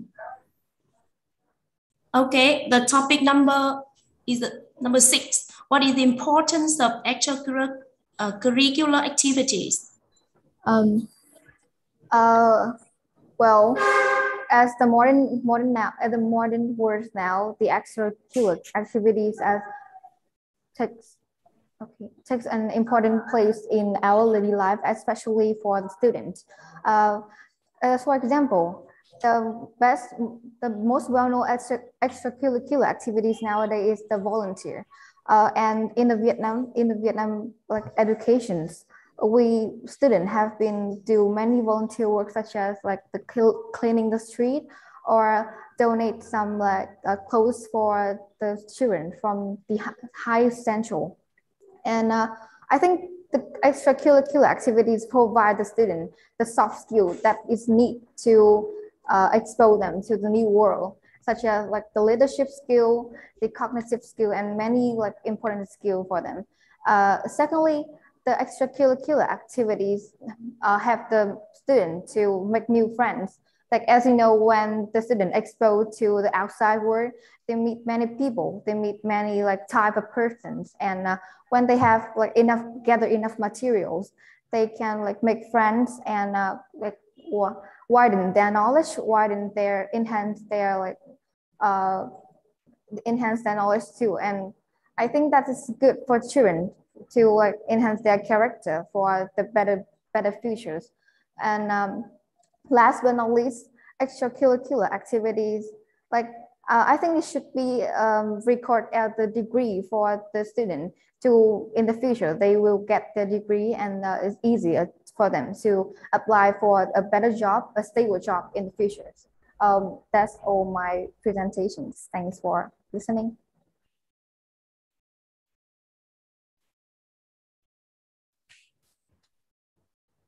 Yeah, I have a question then. Do you prefer physical or mental challenging activities, and why? Well, I prefer like physical activities because like I am an extrovert person, so I'm really into the adventures and the freedom. So I think the physical activity is like the most appropriate one for me, such as like I can go into the jungle, I can like hanging out with my friends and like do something like more interesting. Yeah. Okay. Thank you very much. All right. Give me a second. Okay. How should students manage their time between the extracurricular activity and school academics? Okay.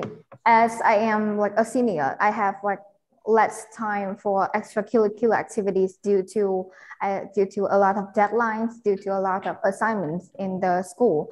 But yeah, we can the student, we can like divide it in our time into like small tasks, like and I think managing the time between extracurricular activities and the assignments and the homework in school is quite like complicated, because like time is not, we can manipulate the time, but we can like divide it into small tasks and make it easier to like manage. Thank you. Thank you, other judges. Okay. Yeah. Okay. Okay. Okay, that is now. Thank you so much. Okay, thank you so much. Thank you. Bye. Goodbye. Goodbye. Okay.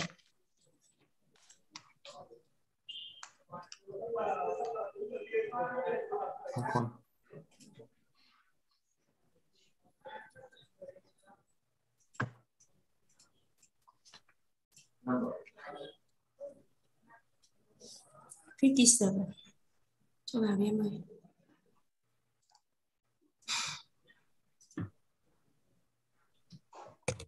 Okay, can you hear me? Yes. Yes. Okay. Hello, my name is Nguyễn Hồng Quân. You can call me Quân easily. I'm in grade 8. Okay, so let's start. Yeah, okay. I'm too nervous choose the now. number. Choose the number. I think I'm going to choose number 5. Number 5. So number. Okay. So topic number 3. What is more important, the appearance of or the character of a person? Why?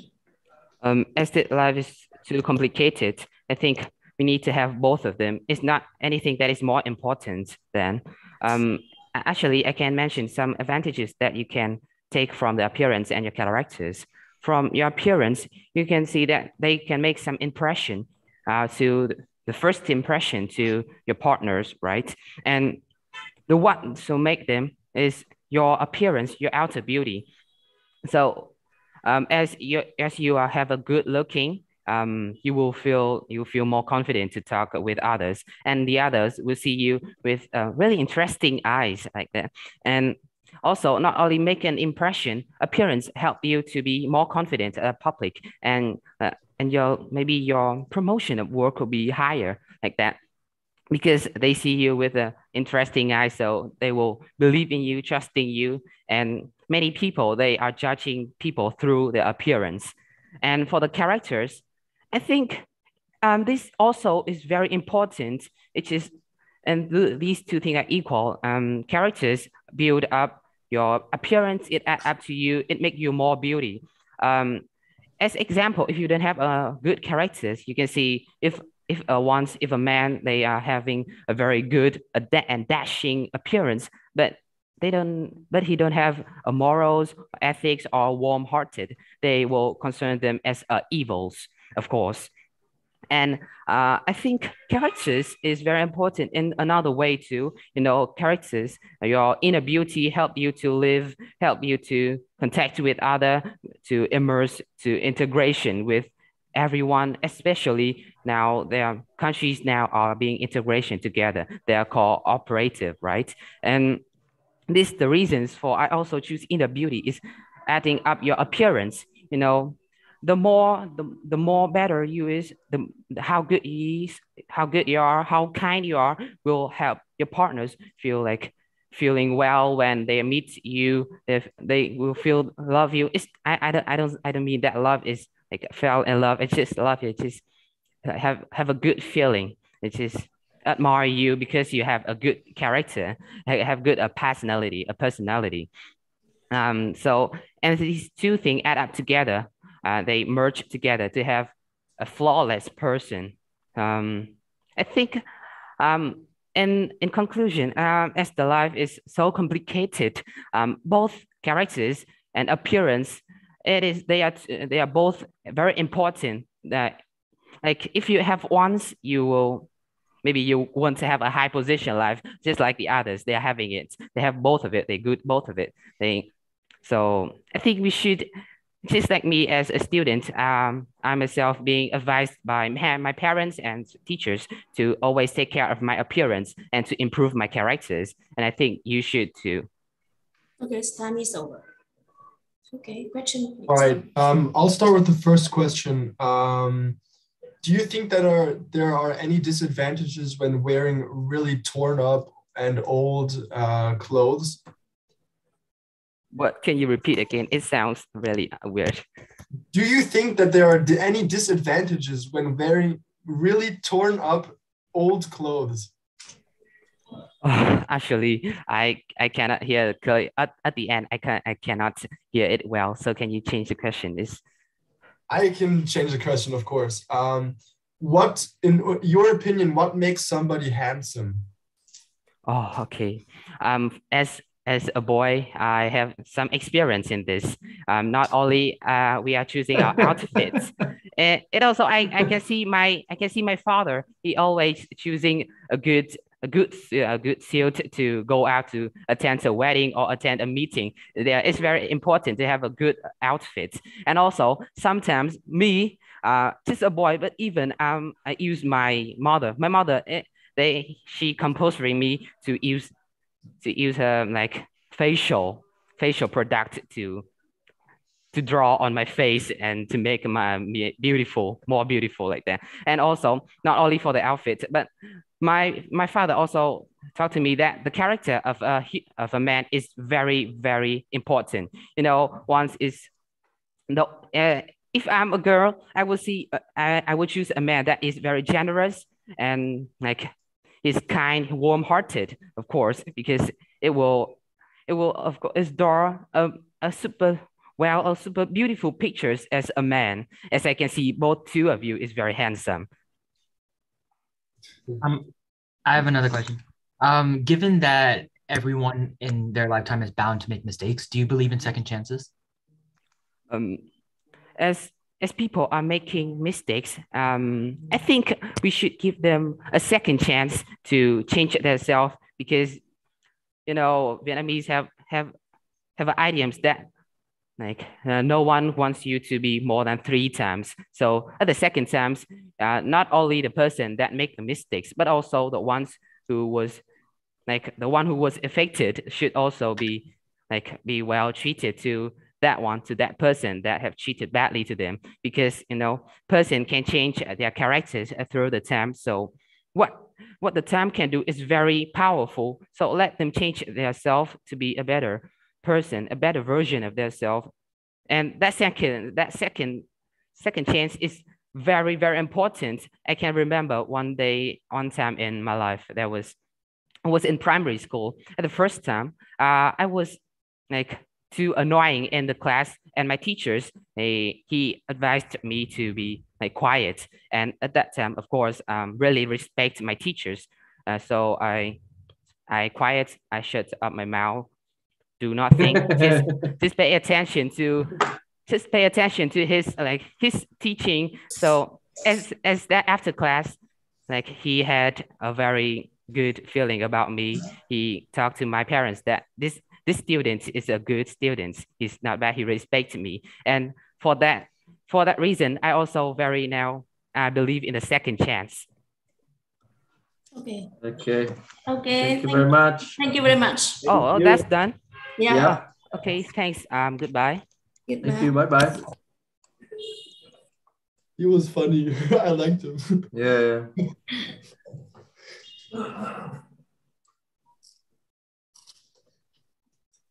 Just like both of you are handsome, he said. Yeah. There's 3 of us. Thank you. Yeah. Oh man. Okay.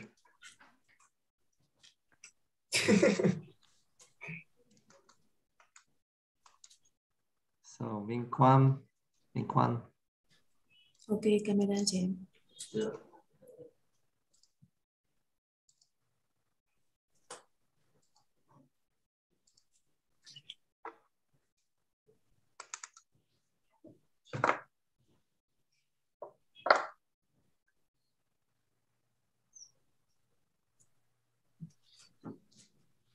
So, good afternoon, teachers. Well, it's kind of great to meet you again, Teacher Martin. I still remember you. And hello. Many thanks to stand here. My very pleasure to bring to you all my presentations. Okay, let's go. Okay, choose the number, please. I will choose number 29. 29. Hai chị em ơi. 29. 29 mà em. Dòng 2 từ gì? Okay, number 14. What makes you feel proud of the country and why? Okay, now I shall begin. Well, when I talk about Vietnam, I talk about my country, I talk about my hometown, and something that makes me feel very proud.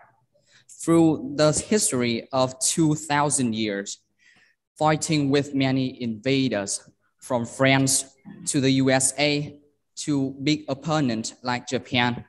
And that makes me just feel, oh my God, too great. My country is something else, something outstanding, and makes the name on the map around the world.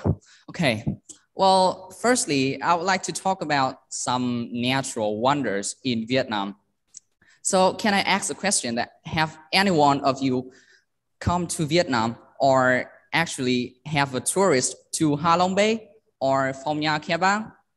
I'm sure that they will never let you down. Well, with the exquisite caves and the wonderful bays, of course, with many great well-known seas around, you will never feel that you're not impressive when you have come to Vietnam. And of course, tourist is something very attractive to many foreigners, and of course, to Vietnamese also. Well, secondly, I would like to talk about our friendliness. Of course, you guys have all come to Vietnam, and do you feel the love and the the helpfulness of Vietnamese people? And that's right, that's our heart, how kind-hearted we can become to our foreign friends. And I'm very glad if I can meet any of you on the journey. I will bring you to any shopping malls, any coffees, and I can spend all day with you. And not only me, every Vietnamese will do that. And of course, last but not least, I hold a strong belief that Vietnamese people will always have specialties that will never make you feel unimpressive. Because here we have pho, we have bún chả, and many other very attractive and tasty foods. I hope one day you can all taste with me. Okay, that's the end of my presentation. I would be more than happy if I can receive any questions from you. Yeah. Okay. All right. I'll just start with the first question. Okay. Have there been times that where you weren't proud of your country, historically seen? Sorry, can you repeat the question? Your mic is kind of small and I cannot hear it. So sorry, clearly. Have there been times where you weren't proud of your country, historically seen? Is there any problem with your microphone? I feel that is not actually do not working. think so. Can you hear us? Martin, go ahead. I can hear clearly from Martin, but I cannot hear clearly from you. Interesting. I can hear good from Matt. Okay. I have a question for you. Where do you see Vietnam in the future in comparison to USA, Japan, or South Korea? Well, actually, as I have said, they were invaders. USA, Japan, South Korea, or France, whatever country, they were our opponents. But I really hope that Vietnamese, we can make friends with them soon. And the association, the hospitality of Vietnamese people, I think that we can all get together and grow someday in order to profit this world all together, right? Do you have any other questions? Ryan, yes? Yes, I was just gonna repeat Matt's question for him. So Matt's asked, were there any times where you did not feel proud of your country in a historical sense? Sometimes, of course. Well, talking about Vietnam internet network, there's a group of premature people in Vietnam, and they keep making toxic activities.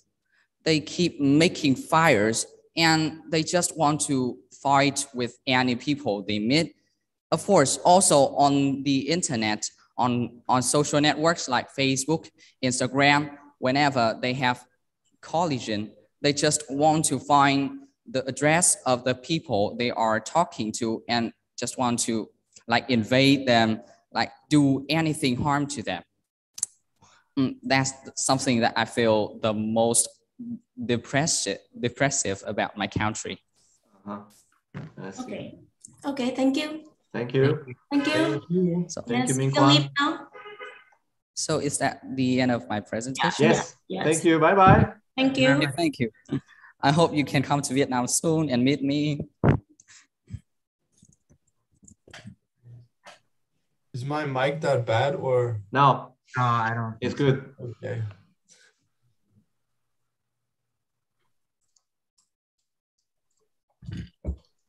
Maybe he was trying to dodge a bullet or something. I don't know. Sneaky way of doing it. I don't know. Oh. We are slow. Yeah, we are very slow, right? It's just enough. Slower than schedule.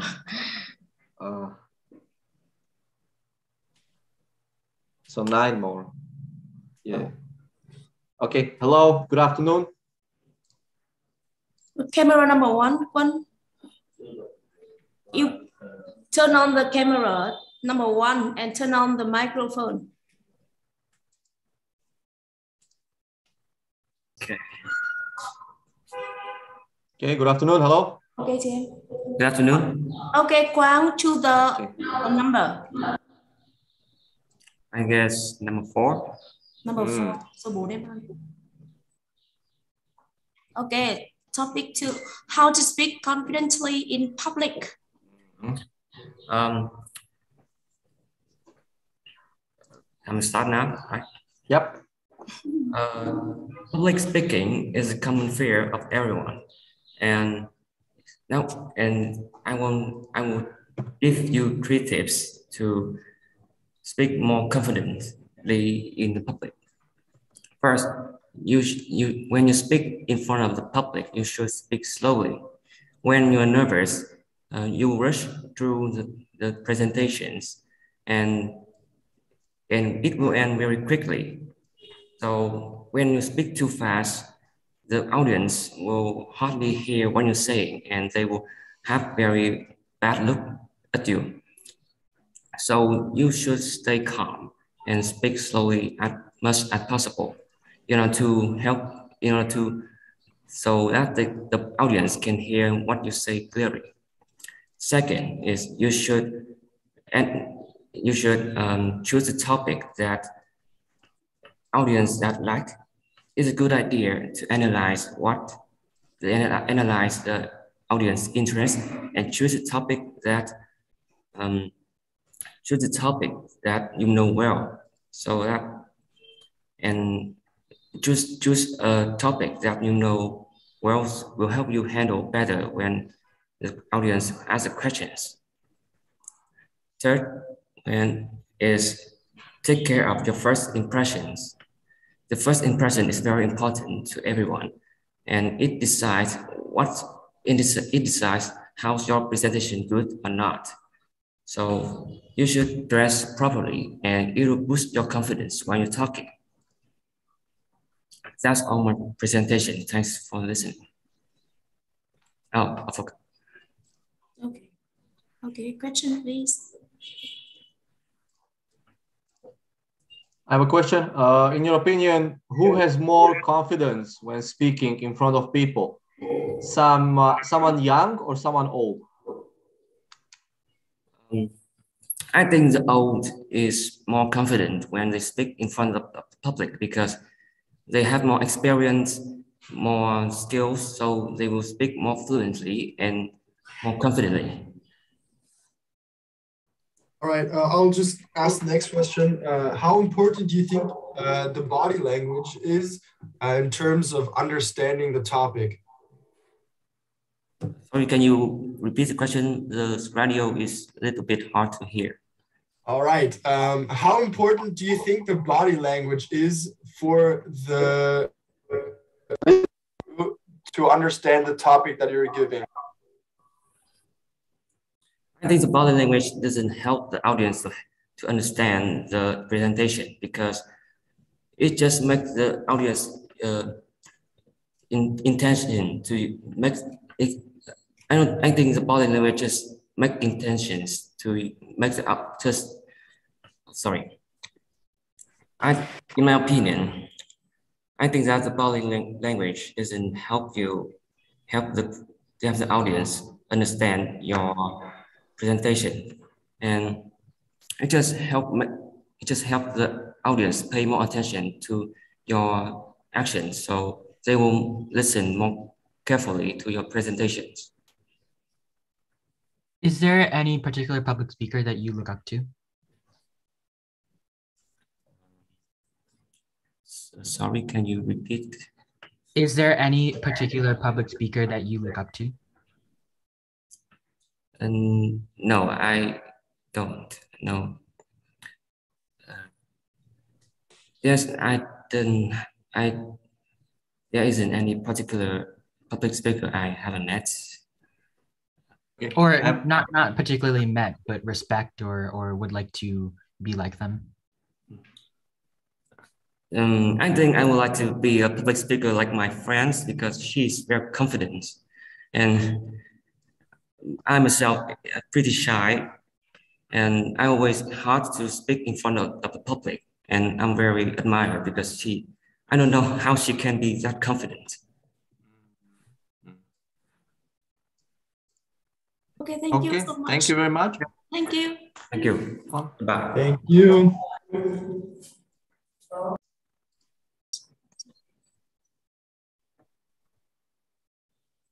The ending was more natural, I would say, from him. Yeah.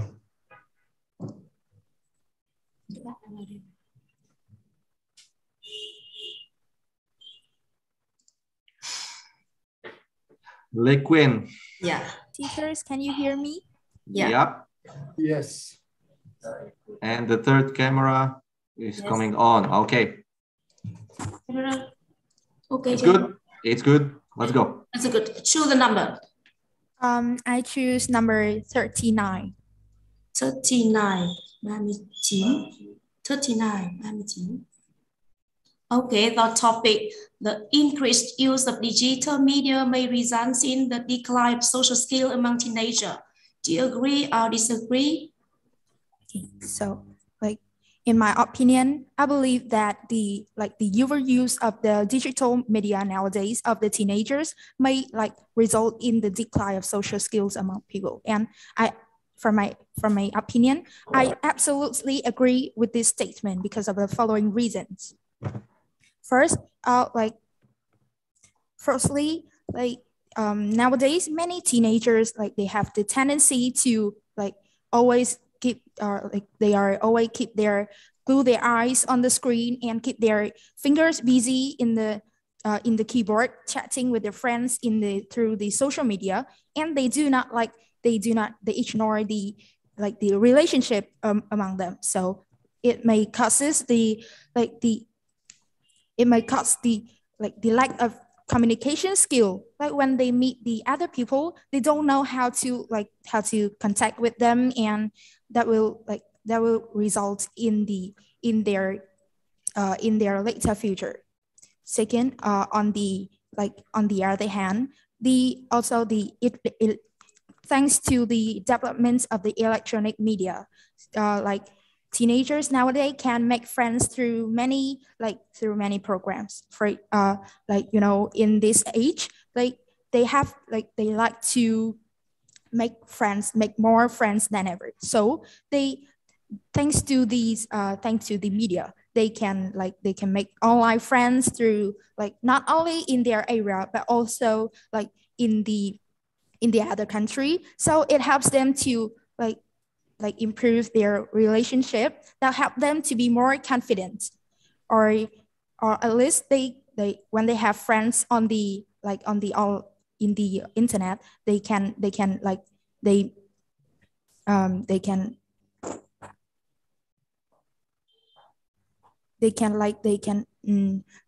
be so cyberbullying. So they will have their friends to protect them.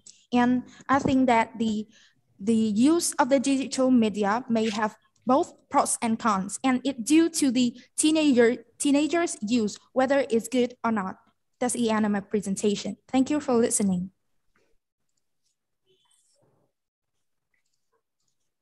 Thank you. Question, please. Thank you. I have a question for you. When meeting someone new, do you think that the knowledge of memes and internet culture can establish easier understanding between each other and friendship? Sorry, can you repeat the question, because my headphone is too small that I can't hear you. Okay, once again. When meeting someone new, do you think that the knowledge of memes and internet culture can establish easier understanding between each other and friendship? Absolutely yes, because when they surf the internet, they also they adapt, they can explore the new knowledge, so they can communicate with their new friends more easier. And this internet knowledge is also what is the precious thing that teenagers can learn from the social media, so they can contact with their social friends much easier. Right. I'll just ask the next question. At what age do you think children should get their first mobile phone? And please explain your answer. Well, I think it's 13, because at that age, children they can be more mature, so they can have the sense of responsibility. They can know how to use the social media in the most effective way, and they can prevent the damage, the risk of being bullying in the internet. And I think 13 is the suitable age.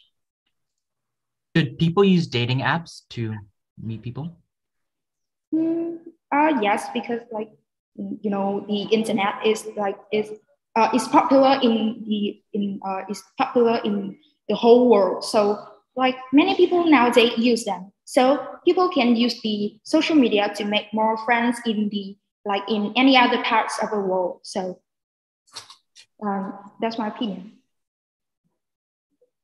Okay, thank you. Thank you. Thank you so much. Thank you, teacher. Goodbye. Bảo Liêm ơi.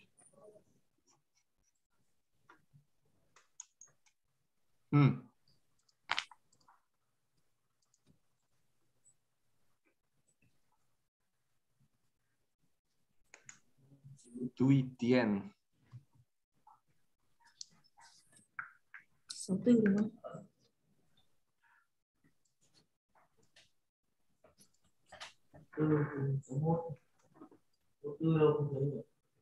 Em cho bạn khác đi.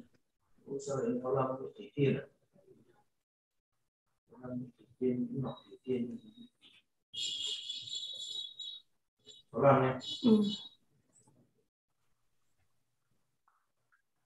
64 is next, right? Yep. 64. Okay. Yes, yes. Maybe 64 is late, so please with 65. Okay. All right. Good afternoon. Yeah. Good afternoon. Good afternoon. Hello. Camera okay too. Okay, choose the number, please. I choose number 27. 27. 27. Okay, number 5. What are the impacts of technology on the health? Thanks to the development of technologies, our life is more convenient day by day, but technologies has a huge impact on our health, both positive and negative. And firstly, I will mention about its benefits.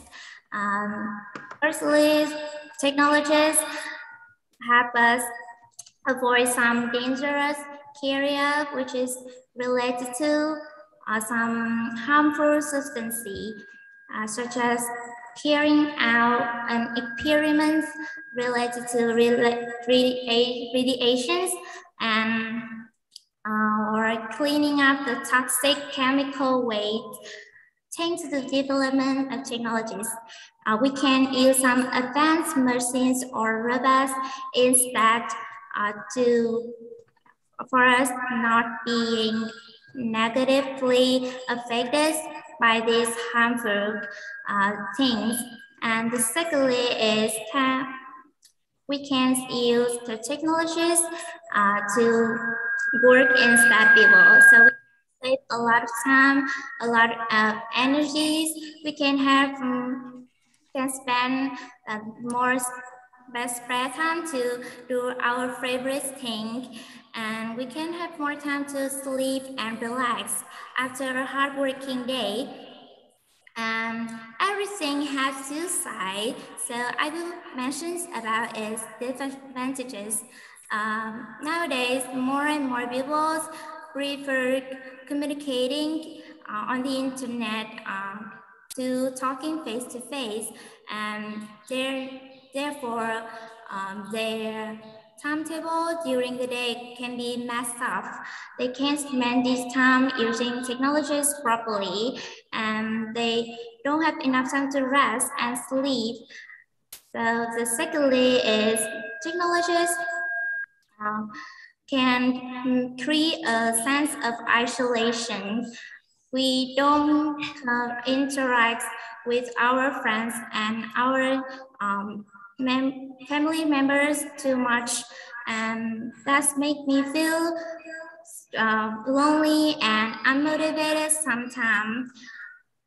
And in conclusion, technologies like other things, they both have positive and negative impacts on us. So I think we need to be wise when using to take all levels of this. Yeah, that's the end of my presentation. Thank you so much for listening. Okay, please, Gretchen. Right, I have a question then. Will we have robot nurses in the hospitals in the future?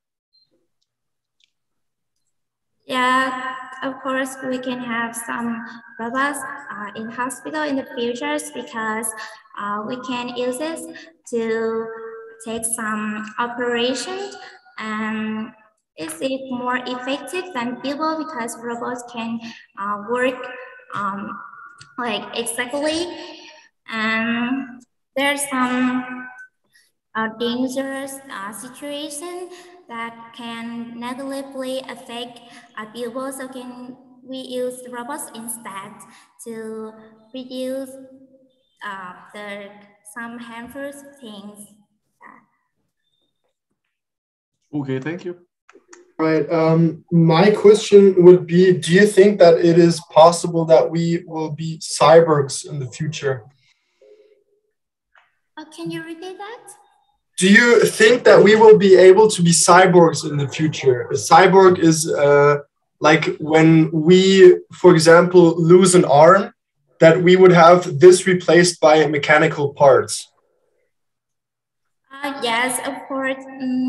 Nowadays, there are some people can, like, they break their arm or their leg, and they can be operate and use the metal on, or the, like, the something is maybe fake to, instead of their broken arm or leg. So yeah. Okay, thank you so much. Thank you. Thank you very much. Bye, you. Tien. Goodbye. Have a good day. You too.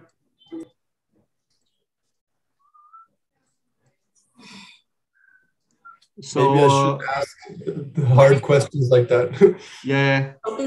What about Thuy Tien is next, or we skip?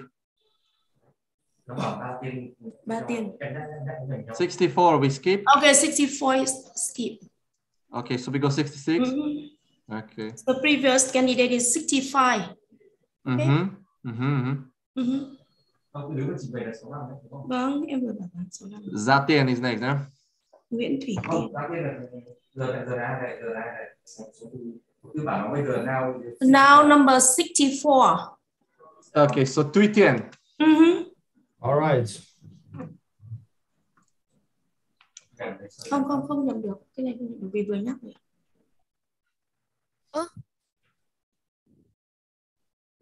Okay. Oh my God, hello back. Is that Martin? I have seen you just 2 days ago. And you guys are so great today. So I'm going to choose my topic now. Yes, please. Okay. I cannot hear you. Please. We can hear you. We can hear Pardon. you. So choose a topic. We can hear and choose the number. Anything. Teachers. Con không nghe thấy gì. Không nghe thấy gì. She cannot hear us. Không ạ.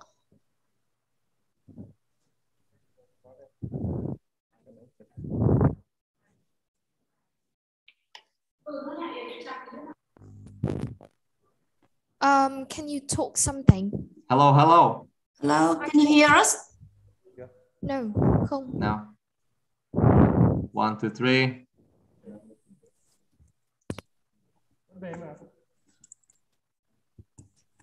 One, two, three. Hay lại cho 66. Nhỏ lắm ạ, nhỏ lắm. 1, 2, 3. Không. Hay là 66 đi. Từ vừa nãy nó có tiếng. Hello. Nhưng mà vẫn quá nhỏ. Nhỏ lắm luôn ấy. Nó nhỏ ấy ạ. Rất nhỏ luôn đấy ạ. Nhưng nó nhỏ xíu luôn. She said that it's very quiet or something. Em không nghe thấy người ta nói ạ. Người ta nói con nghe nó nhỏ ấy. Nó nhỏ xíu ấy ạ. Vâng ạ. Chưa. I cannot hear you. Just wait for me, please. So sorry. Okay, can you hear me? No. Thủy Tiên. Okay, we can hear you very clearly. And can you hear me? No, she cannot hear us. Now I can. Okay, great. Because of the headphones, I think. Okay, we can hear you, okay? Okay. Yes. Okay, choose the number. Choose the number. Where am I locking numbers? Okay, so I'm gonna choose the 14 one instead. What? 14. Please 14. speak closer. Speak closer to the computer. 41. Okay. 14 em ơi. 41. Yeah, 41. 41. Okay, what do you think is the coolest invention you have seen? Why? Okay, congratulations. Oh my God. So my topic number today is the topic number 9. What do you think is the coolest inventions I've seen? Absolutely, in this day, like in this era, there's been so many technological breakthrough, and it can't be denied that I think the computer is the coolest inventions I've seen. It's so amazing, I mean. And so because of the following reasons. First of all, the computer is the thing that can help me to get access to millions of sorts of information with just my fingertips. I mean, just like 2 or 3 days ago, we cannot like find anything on the YouTube, or we cannot go to some website to see some interesting breaking news or things like that.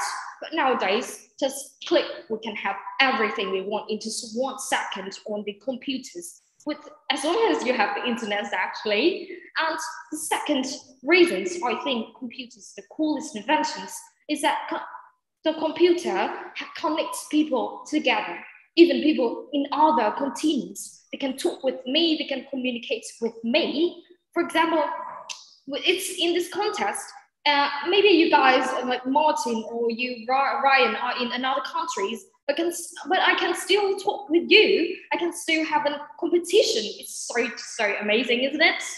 And last but not least, I would think that the computers nowadays is so multitask. It can help me to do everything I want. That even like in the decades ago, we cannot imagine that we can like do the projects or the PowerPoint or the works on the internet.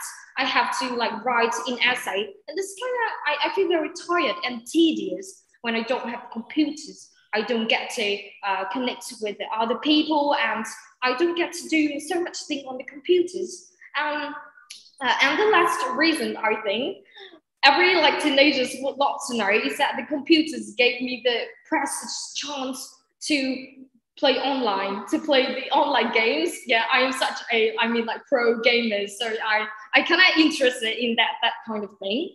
Yeah, that in conclusion, I think it's because of the 4 reasons above. I think it's my firm conviction that computers nowadays is the coolest invention I've seen in my whole life. So that's the end of my presentation. Thanks you guys for listening. And now I'd be more than honored to answer any of your questions. Thank you so much. Okay, I will ask you a question. What do you think is a more impactful invention? A fridge or a TV? Oh my God, that is such a difficult question for me. It's so complicated when we talk about it. I would still prefer the computer. I think the computer is way better. No. You have to choose between fridge or TV. Oh, okay. So which one? Oh, I miss. Yeah. Anyway, I think I would choose the TV instead. Because I am grade 9 right now, so I'm facing a lot of tough competition. So I'm kind of stressed, and I have to work very hard, and I feel very stressed sometimes. But I have the TV. I have the TV to watch. It's my entertainment. It's my means of entertainment. I can watch breaking news or things like across the globe with just the TV. But with the fridge, I think it has nothing to do with my entertainment, and it just do not help me so much. I think that the food, it actually have the food, but the food my mom can buy it from the supermarkets whenever I want to. It's very readily. It's not as useful as the TV one, so I would choose the TV instead. Okay, thank you. Next question, please. All right, next question would be, what would you like to invent one day? Oh my God. I invent one day. Because this is just easy question, because I want to be a scientist since I was a little kid, because I admire Elon Musk. He has the SpaceX company and he has the rocket thing, and I love to be able. I want to create a rocket which is not run on the nuclear power. The nuclear power is it affects the environment very badly, and I don't want to use the nuclear power. I want to use the clean source one to create the rocket. So, and I will be the one that who will come to the moon with the first goal, like the secondary goal to put my foot on the moon. Yeah, that's my invention, I would say. All right. Good luck with that. Oh my God. Yeah. Thank you. Thank you. Ryan, any question? No, I think we're good. Okay, thank you so much. Thank you. Thanks you guys very much for your time today. I wish I can take a picture with Martin, Brian, and Matt, but it's very sorry that I cannot come All right. to you. Okay, Tian, bye-bye. We have to continue. Thank you. Okay. Thank you.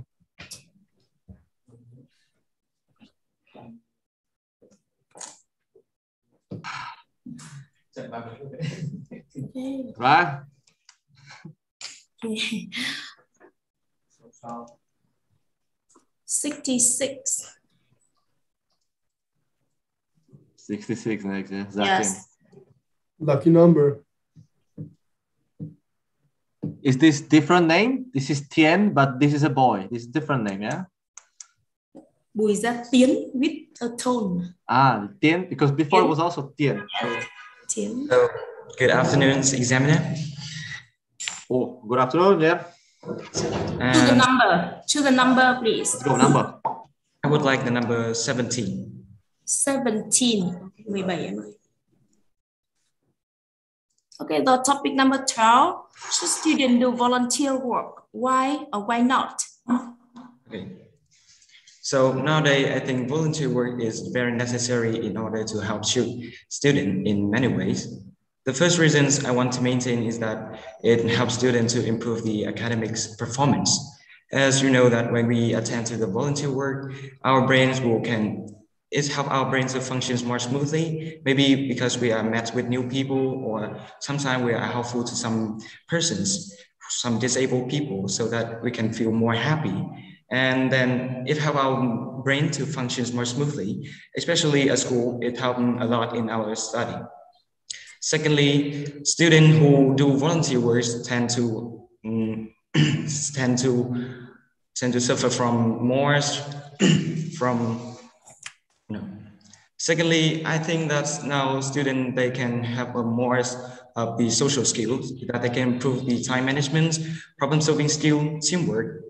And we are doing volunteer work means that we are working in organizations with many people and we are in the same interest. So that is the biggest opportunity for many students. They are shy or they don't often talking to strange people. The last but not least, I think that there's a lot of knowledge that we cannot get from schoolwork or maybe our daily life, but we can get through the volunteer work. It helps us to be more helpful and tend to have a positive mind, always thinking positive in our daily life too. And also helping the disabled people can give the student more opportunities to know and what happened if they are in case of some disabled people. And this one is really important too. In conclusions, I think also school, they should have solutions, especially they should have some volunteer work for the around in the neighborhood so that they can try to do some volunteer work and then they can choose one of the best job which is suitable for them that they can do in the future. And that's all about my presentation. Thanks for your listening. And now I'm willing to answer all your questions. Okay, thank you. Yes. Should schools require volunteer work? I think that school, they should require volunteer work so that students, they can suffer from more and more jobs, and then they can choose one of the best jobs which is suitable for them in the futures. Also, volunteer work is a big opportunity for some students. They are shy or maybe they don't even talk to a stranger. But through volunteer work, they can make friends easier because they are working in an organization and all the people there, they are in the same interest. A question, what do you think is a good age for a student to start doing volunteer work? I think that the most suitable age for a student to start doing volunteer work is at the age of 14 and up to more. And I think that students, they are enough mature and also they have responsible for what they're doing. And also they will realize that how to help the disabled people, and this one can have a lot of influence for them. Thank you. Anybody else? Okay. Okay, thank you so much. Okay, thank you. Goodbye. Thank you. Bye-bye, Tiên. Thank you. That was very fast, right? Yeah. I had a question, but maybe. Go on, man. If you have a question, don't worry. I'm waiting until who will ask first, but if someone can. It's okay. I'm good. 67. Hello, teacher. Hello, Chang. Yes. Okay, choose the number, please. Choose a number. I would like to choose the number 22. 22. Yes. Somebody. Okay. You adjust the microphone because we hear the echo. Not very clear. 22. Is it clear now? Yes. Yes. Choose number? I'll choose number 22. 22. Okay. What do you think is the coolest invention you have seen? Why? Well, there are a lot of inventions nowadays, like the internet, the TVs, or the computers. But I think the coolest invention I've seen is the smartphone. So let me tell you about it. The first telephone was invented by Alexander Graham Bell, and the first smartphone was invented by the IBM. And yes, smartphone has a lot of types, colors, or shapes, and it had bring a lot of benefits to people's life. Firstly, it's a means of communication. It can make people to stay in touch with each other from the other side of the world through video calls, social medias, and to contact with your friends, your families, or others people from the other side of the world. And moreover, teacher, can you just stop the time, because it is what noise. Go on. There's some noise. And moreover, smartphone is allow us to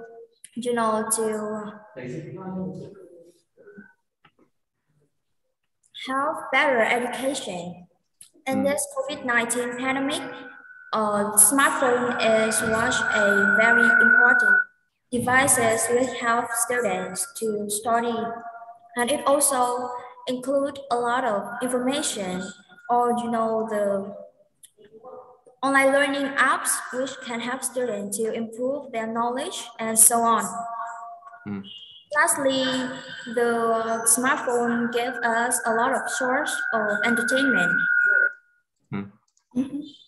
Okay. Okay. Okay, thank you. And all right. First question would be, what invention has changed your life the most? Well, I think the invention that changed my life the most is, the smartphone too. Yes, as I said above, it is a means of education. And it's helped me to study in COVID-19 pandemic, and it also helped me to,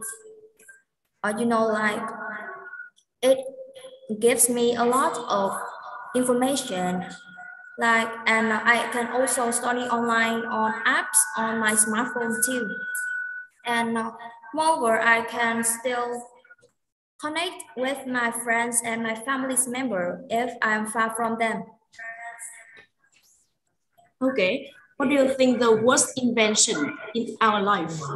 That's my question. I think that there is each invention is invented to make our life better, and therefore I think that there is no worst invention in the world, because each invention have its own advantages and disadvantages. So you cannot say that each one is. You cannot say invention is not good or it's bad. So I think that there is no worst invention. Other test. Okay. Right, Mike, you want to? What is one thing you would add to the smartphone to make it even better?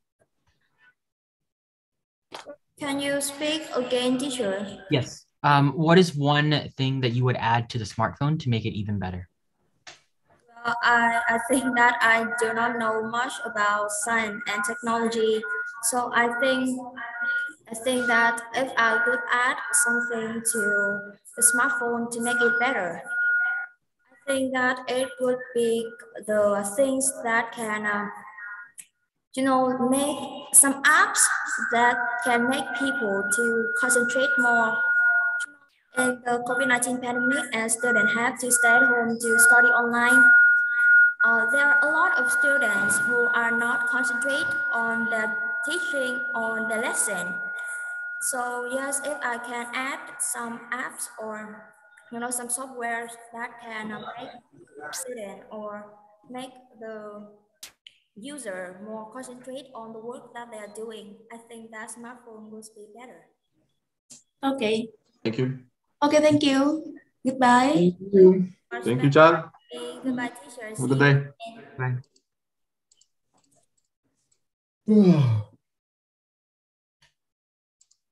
Matt, are you tired? Just a bit. What would you add to the smartphone to make it better? Solar charging. Ah, god damn, that's a good one. Yeah. It's like a calculator, yeah. Yeah, that's clever. I was thinking like a small printer or something. You take a picture. That came up in my mind too. Yeah, okay. I was completely dead. I didn't know anything. Hi. Hello. Hello. Two. Yeah, that's my name. How can you pronounce this very well? Oh my god.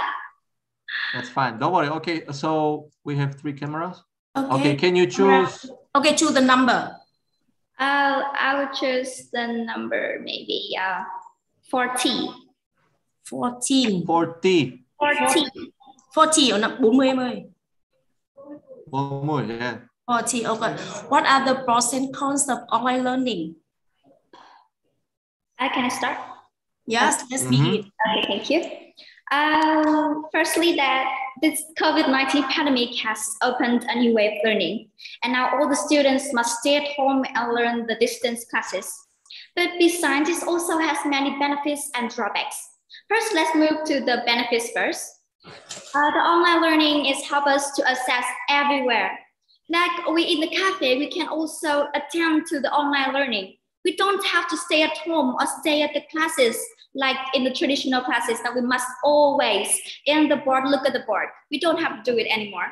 Besides, the online learning is really convenient because nowadays there are many tools help us to deliver the lessons to the students like Zoom, like PDF, videos, and there's also many games. It depends on the test to test the students. It also has many games like quizzes. It has the word worlds, many things that helps the teachers to deliver the lessons to the students. But besides, everything has a but. Besides, it also has many drawbacks. Firstly, it can't be as effective as the traditional classes. We don't see the teachers what are we saying if we don't focus on what she's saying. Now we are distracted by many digital devices. The Zooms, it's the Facebook, the Instagram, the videos game, the films. there's a study that 73% of the students while learning online doing other things. And sometimes I see that my friends, she is the share screen, and when she presentation all those lessons, that she don't turn it off, and she is watching a China film, and everyone see it. It's so, it's really impressive, and it sees that she don't really focus on it. Besides the online learning, also that sometimes I feel that it makes me stressed because I have to stare at the screen many times too much. I feel like my eyes are really dried. I want to wear glasses now and have glasses now. But I haven't told my mom that I can't see clearly. So this is a secret. Thank you. It's on YouTube, so she will know. If he knows, she will kill me. Sorry, teachers. She knows she will kill me. Okay. So it makes my eye, I have an eye strain and also really depressed, really depressed. Look on the Zoom every day, every time, at any time. And I think that also it has so many benefits, but it's also having drawbacks of the online learning. So that balance it and use it the best. This is my presentation. Thank you. All right, I'll start us off with the first question. So do you prefer digital or traditional learning personally? I think that's a difficult question for me. But for me, I really love traditional classes. I love to attend traditional classes because I can talk to my friends face to face. I don't have to worry that she's turning on the camera or not in the online classes. And besides, the teachers, when attending the traditional classes, can explain for me clearly when I don't understand something. I can really confidence and ask her, teacher, there's sometimes I don't understand, but in the online classes, I can't ask her. So that I really prefer traditional classes than distance classes. Okay. Do you think students cheat more on online learning or in traditional class? I think that this is a really interesting question. And from my perspective is yes. Because like I'm in the camera like that, we have also the a test in the online. And many students studies not very well, but he's or she's got a 10 marks for a test. And this is my best friend. And when I asked him, how can you do it? You know what she say? I have 2 digital devices. One is the camera and one is my mobile phone. And they call to each other. And I feel that the online test is not really like for the best students that needs the same marks. And I don't feel it's really effective. He can treat everywhere. That teachers can't know it because he turns off the mic. He can ask his brother, he can ask his sister, and he can ask even his teachers in the other school. And I think this is really, sometimes really weird, and I don't like it at all. I don't like the online test. I don't like the online exams, really don't like it. We do online contests, so yeah, okay. That's you, it's not me. I really love traditional classes. Thank you. Thank you. Okay. Thank you very much. Yes, thank you. Thank you. Thank you too. And some teachers and beautiful teachers. Bye-bye. Bye-bye.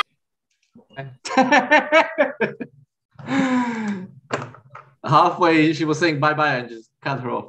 What? I'm gone. I'm out. Okay, 2 more. Come on. Mintue and Havi.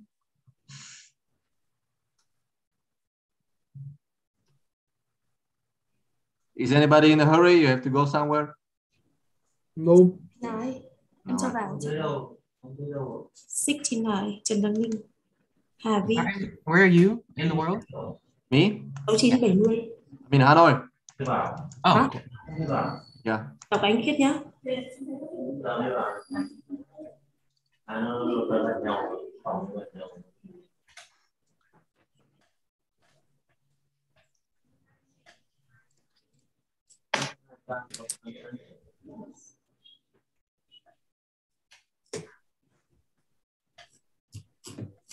Will we have different questions tomorrow?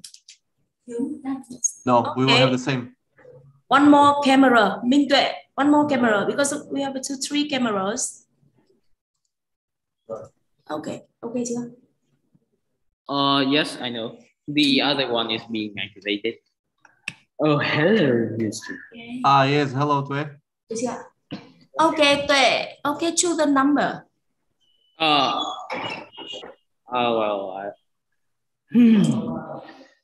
My lucky number seems to be missing, so I'm going to choose the closest bit. It is number 26. 26. Okay. Okay, how has COVID-19 affected your life? So good afternoon, ladies and gentlemen. My name is Dami Thuy, a student from class 9A8 of Chananding Secondary School. It is my honor to be here to take part in this grand finale of the English speaking contest, which is actually my second time coming here. Last year I went as well. And today my topic is how has COVID-19 affected my life?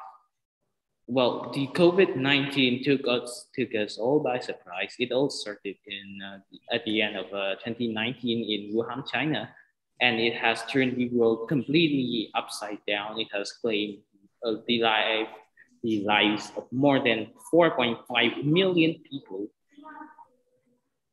Of more than 4.5 million people, it has brought the economy to a total standstill, and overall, it has turned everything upside down. And so do my life. My life has been turned upside down ever since the first case was discovered in Ho Chi Minh City.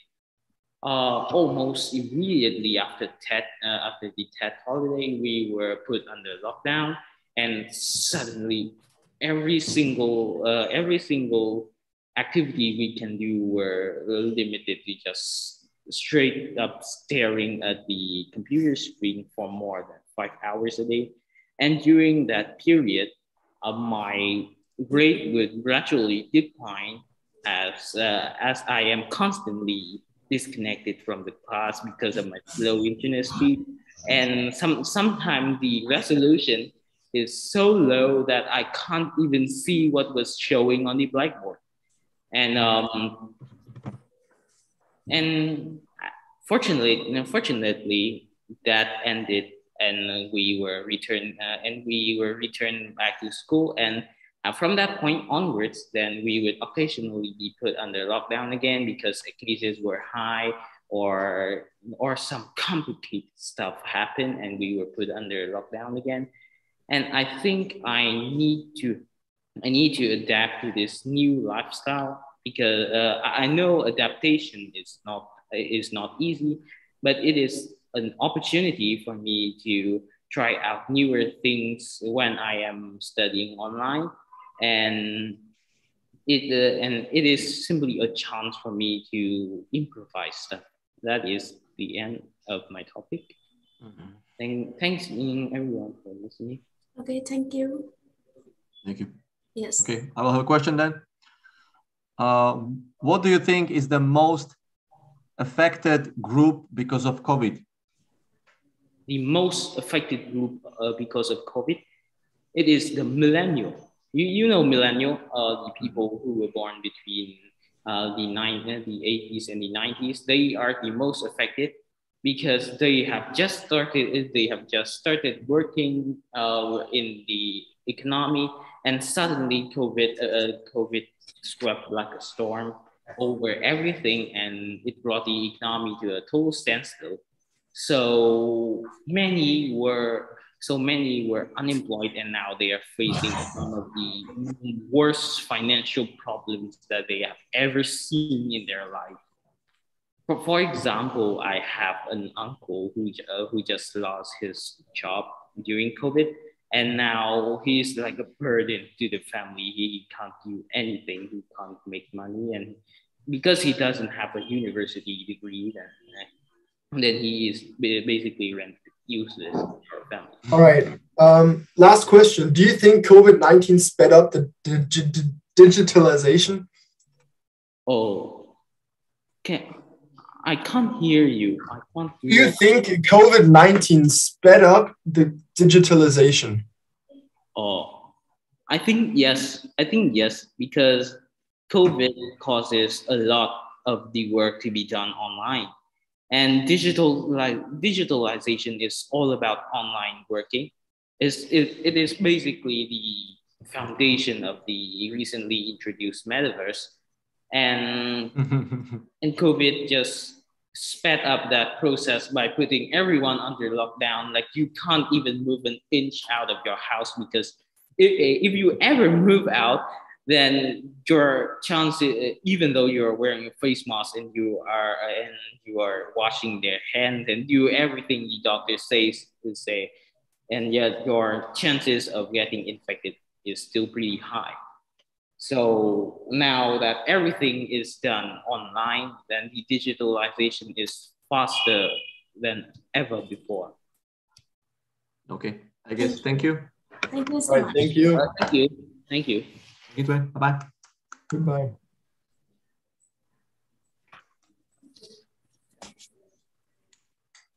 Everyone's juking my questions. We have to be faster tomorrow because like now it's about 30 minutes after the time we should be finishing. Yes, 30 minutes. Mm. I'm curious, are the other cameras necessary? Because they seem like tedious to set up. Like they take extra time. Right. I don't know if they really add anything. Anti-cheating. You were asking about it, no? Or Matt was asking? Yeah. So are they in a school setting? Like if they're super. They are in a school, Em yeah. cho bà đi. Chưa thấy đâu hả? I don't know. Bà của anh Kiên nhá.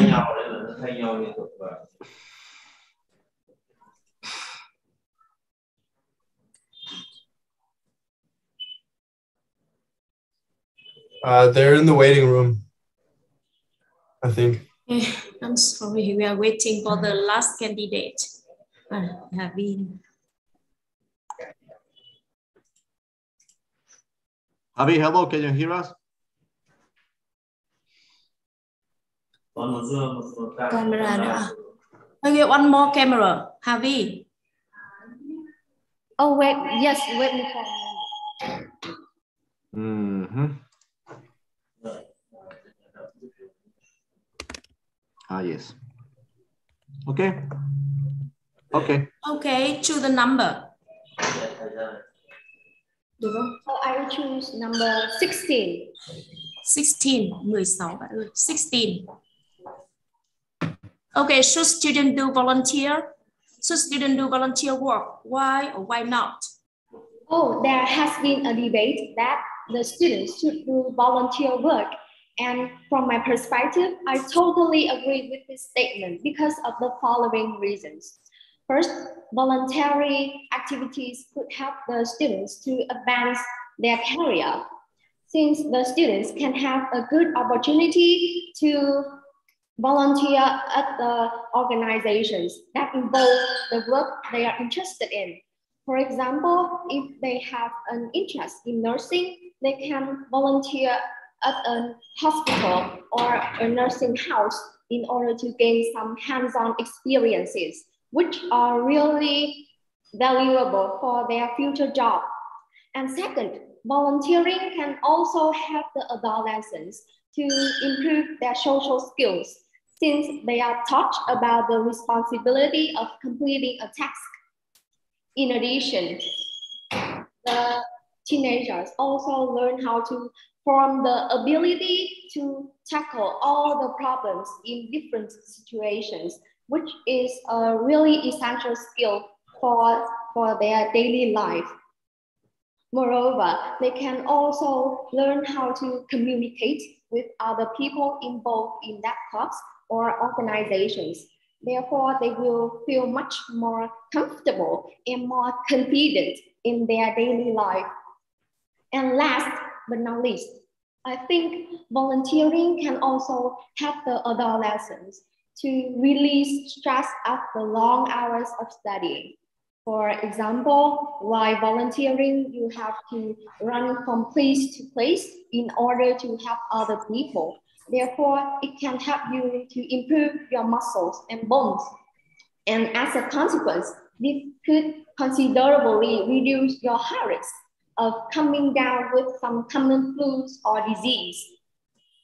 And so in conclusion, because of the aforementioned reasons, I totally believe that volunteering can do wonders for the students, since they can help the students in many fields of life. And that's the end of my presentation. And now I'm more than willing to answer any of your questions. Should kids be required to volunteer? Oh, yes, I do. Because volunteering has a lot of forms which can be suitable at any age. So when the children is required to do the volunteer work, they will understand more about how to make our society become a better place, and they will be fully aware of the importance of volunteering at a young age, and that will benefit our country and our national development a lot. Have you personally done any volunteer work? And what was it? Yes, I have. I have volunteered in my neighborhood project since I was 7. It was an environmental project, and I had to collect all the rubbish on the roads, and I also had a chance to plant more trees and flowers to make my neighborhood become a greener and cleaner place. And I think that was an unforgettable and valuable experience for me. And I hope in the future I can join some voluntary activities more. All right, last question. What do you think are some negative effects of volunteering? Oh, besides the advantages of volunteering, it can also have some drawbacks. For example, because when the students are to hook on the volunteering, they could neglect their studying and their learning. So it can affect badly to their academic performances. Moreover, when they volunteer in the activities that are not suitable for them, that are over their reach, it can be dangerous, and for the teenagers too, since they are still vulnerable at that time. Okay. All right. Thank you. Thank you very much. Thank you so much. Oh, yes. Thank you. And goodbye. Good evening. Good evening. Bye. Thank you. Sorry for